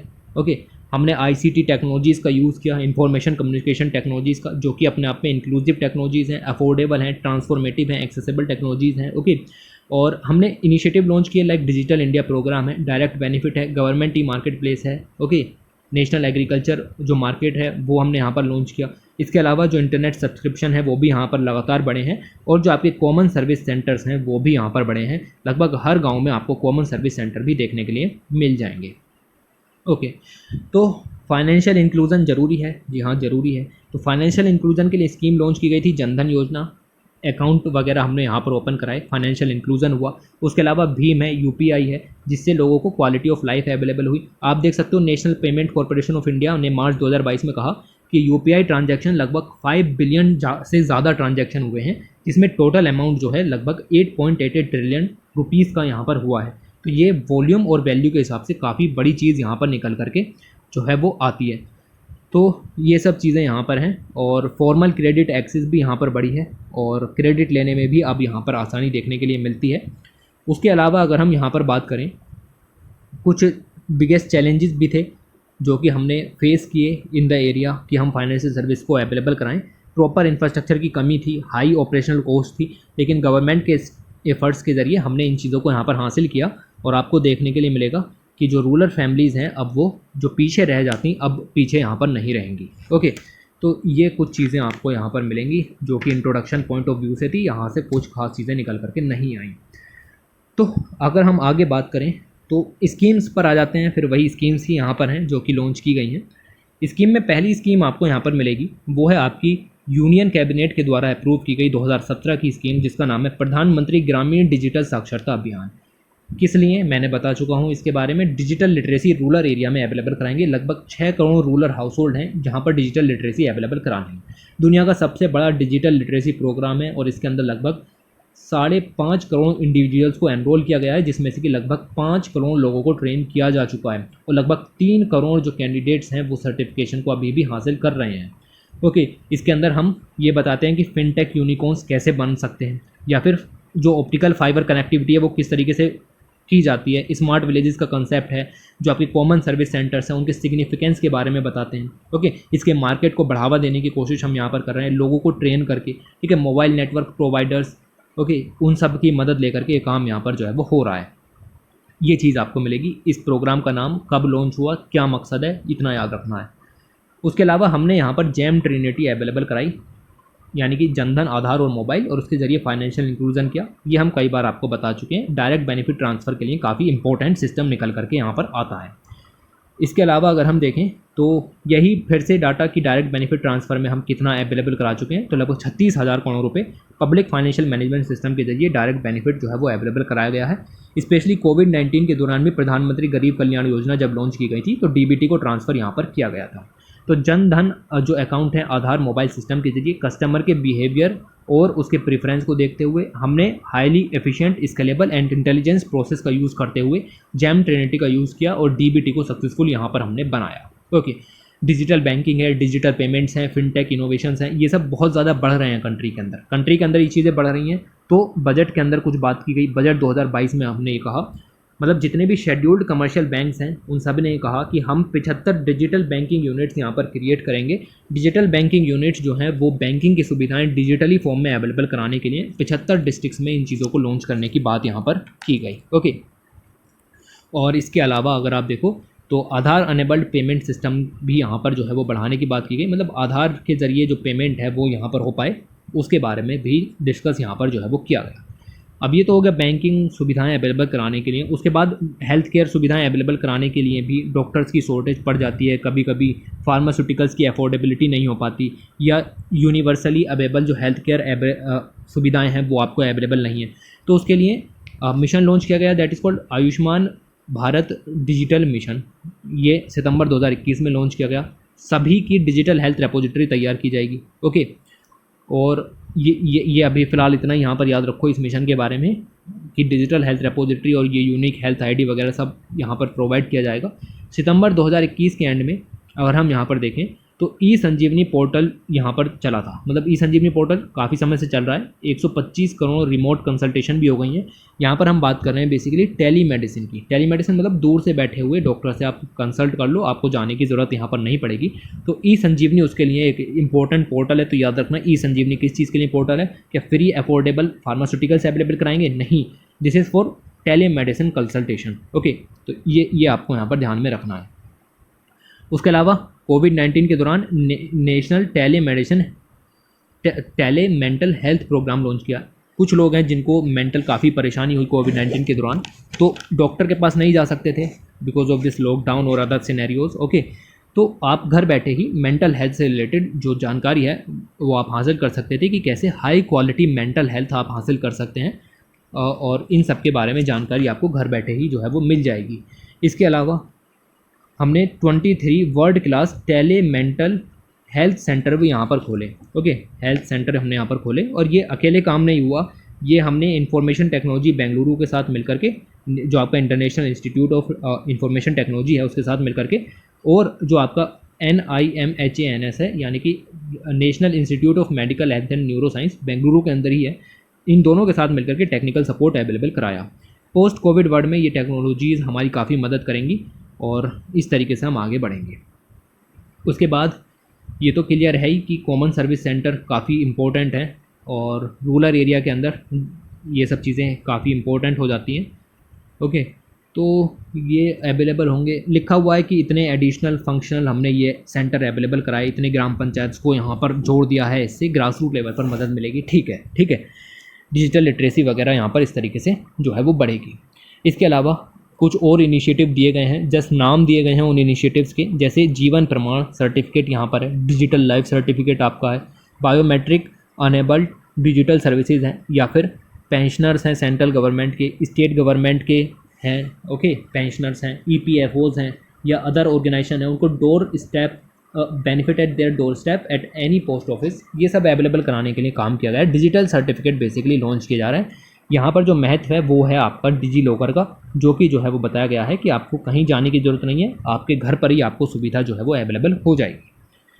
उसके अलावा एक ऐप यहाँ पर चलाया गया जिसका नाम था Umang app, that is called unified mobile application for new age governance. ये all in one single unified secure multi channel multilingual multi service mobile app यहाँ पर है। मतलब सारी चीज़ इस ऐप पर आपको मिल जाएंगी। आप इस ऐप को डाउनलोड करो, जो चाहिए इसके अंदर में सर्च मारो, आपको सब मिलेगा। ओके, तो आप देख सकते हो लगभग 2000 से ज़्यादा सर्विसेज इसके अंदर में अवेलेबल हैं। इतने करोड़ डाउनलोड्स हैं, इतने रजिस्टर्ड हैं, और सब आपको इसके अंदर में देखने के लिए मिल जाएगा।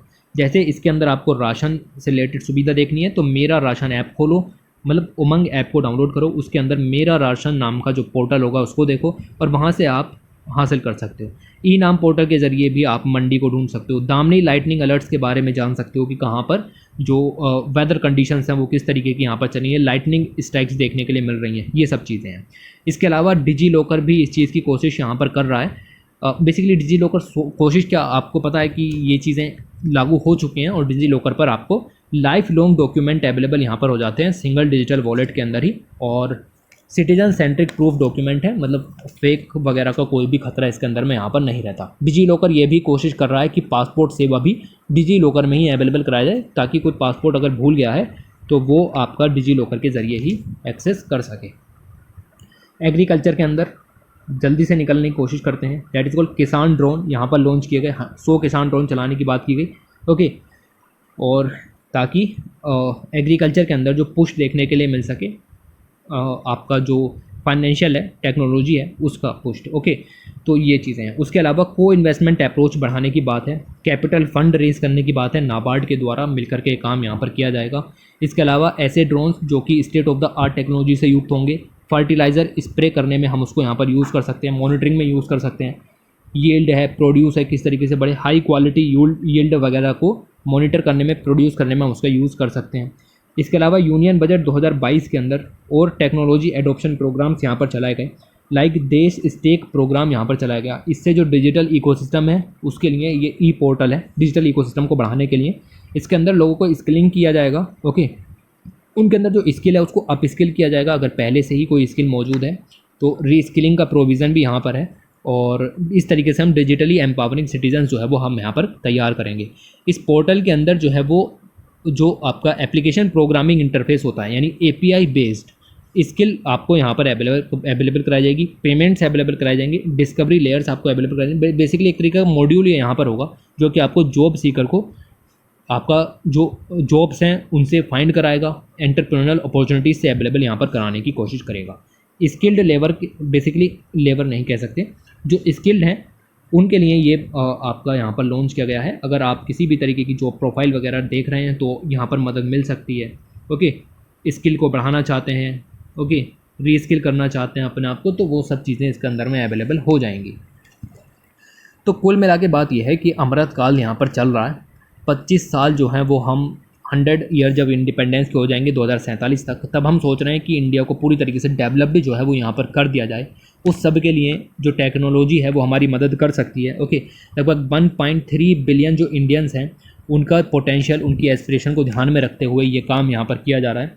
2025 तक हम जो अपनी इकोनॉमिक वैल्यू है, मतलब डिजिटल मार्केट की जो वैल्यू है उसको 5 गुना बढ़ाने की कोशिश हम यहाँ पर कर रहे हैं। इसके लिए अलग अलग डिजिटल सर्विसेज हैं, ऐप्स हैं, प्लेटफॉर्म्स हैं, कंटेंट हैं, सॉल्यूशंस हैं, ये सब अवेलेबल कराए जाते हैं। आर्टिफिशियल इंटेलिजेंस है, ब्लॉकचेन है, ड्रोन है, रोबोटिक्स है, ये सब हमारी जर्नी को पूरा कर सकते हैं, हमें जो अमृत काल है उसमें सक्सेसफुल बना सकते हैं, ताकि जब हम 100 ईयर्स ऑफ इंडिपेंडेंस सेलिब्रेट कर रहे हों तो हमें किसी भी तरीके की ज़रूरतों का सामना ना करना पड़े। ओके, तो ये कुछ इंट्रो, कुछ यहाँ पर इस तरीके की चीज़ें हैं जो आपको इस तरीके से यहाँ पर ध्यान में रखनी है।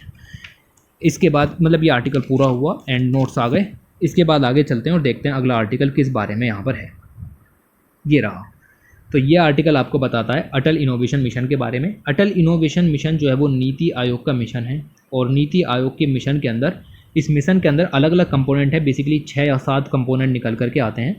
और इंडिया के अंदर, बेसिकली कंट्री के अंदर जो इनोवेशन और एंटरप्रेन्योरशिप की कल्चर है उसको प्रमोट करने के लिए इसको यहाँ पर शुरू किया गया था। नए प्रोग्राम्स, पॉलिसी इसके अंदर में लॉन्च की गई ताकि इकोनॉमी के जो डिफरेंट सेक्टर हैं उनमें इनोवेशन लाया जा सके, नए प्लेटफॉर्म्स अवेलेबल कराए जा सकें, स्टूडेंट लेवल से लेकर के जो इंस्टीट्यूशन लेवल तक इनोवेशन की जो बेसिकली एक तरीके का एस्पिरेशन है उसको यहाँ पर बढ़ाया जा सके।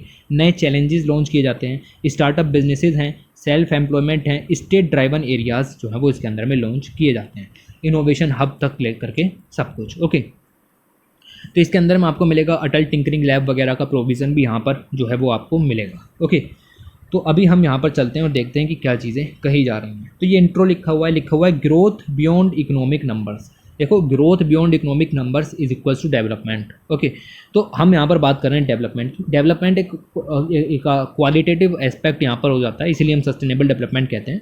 जब हम डेवलपमेंट की बात करते हैं तो डेवलपमेंट ऐसा होना चाहिए जो सस्टेनेबल हो, मतलब आज की चुनौतियाँ निपट जाएँ लेकिन फ्यूचर का कोई नुकसान यहाँ पर ना हो। ओके, विदाउट क्रिएटिंग एनवायरमेंटल और economic problems in the future. ये इंक्लूसिव होना चाहिए, हर सेक्टर कवर होना चाहिए, हर सेक्शन कवर होना चाहिए सोसाइटी का। ओके, तो डेवलपमेंट तभी माना जाएगा जब वो इंक्लूसिव हो और सस्टेनेबल हो। ओके, तो ये चीज़ें आपको नज़र आएंगी। इसी के लिए आपका अटल इनोवेशन मिशन जो है वो लॉन्च किया गया था। इस मिशन के अंदर में आपका कंपोनेंट है जिसका नाम है अटल कम्युनिटी इनोवेशन सेंटर।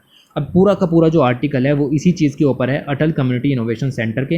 ये आर्टिकल इस तरीके से नहीं पूछा जाएगा आपसे, अटल इनोवेशन मिशन का महत्व पूछा जा सकता है, लेकिन ये इतना डिटेल में नहीं जाएंगे कि अटल कम्युनिटी इनोवेशन सेंटर का पूरा महत्व पूछ लें। ओके, इतना डिटेल में यहाँ पर नहीं जाएंगे। तो वैसे ये है क्या, इसको समझ लेते हैं। इसके अंदर आपका Atal community innovation centre, community innovation centre जो टर्म यहाँ पर निकल करके आ रही है, इसका मकसद ये है कि सॉल्यूशन ड्राइवन डिज़ाइन थिंकिंग आपको अवेलेबल करानी है सोसाइटी की सर्विंग के लिए। ओके, देखो, कम्युनिटी की हेल्प से ही इनोवेशन लेकर के आना है, that is called community Atal community innovation centre. Okay, इस तरीके के सेंटर वगैरह यहाँ पर आपके क्रिएट किए जाएंगे जिससे कि कम्युनिटी की हेल्प की जा सके, पूरी सोसाइटी की हेल्प यहाँ पर की जा सके।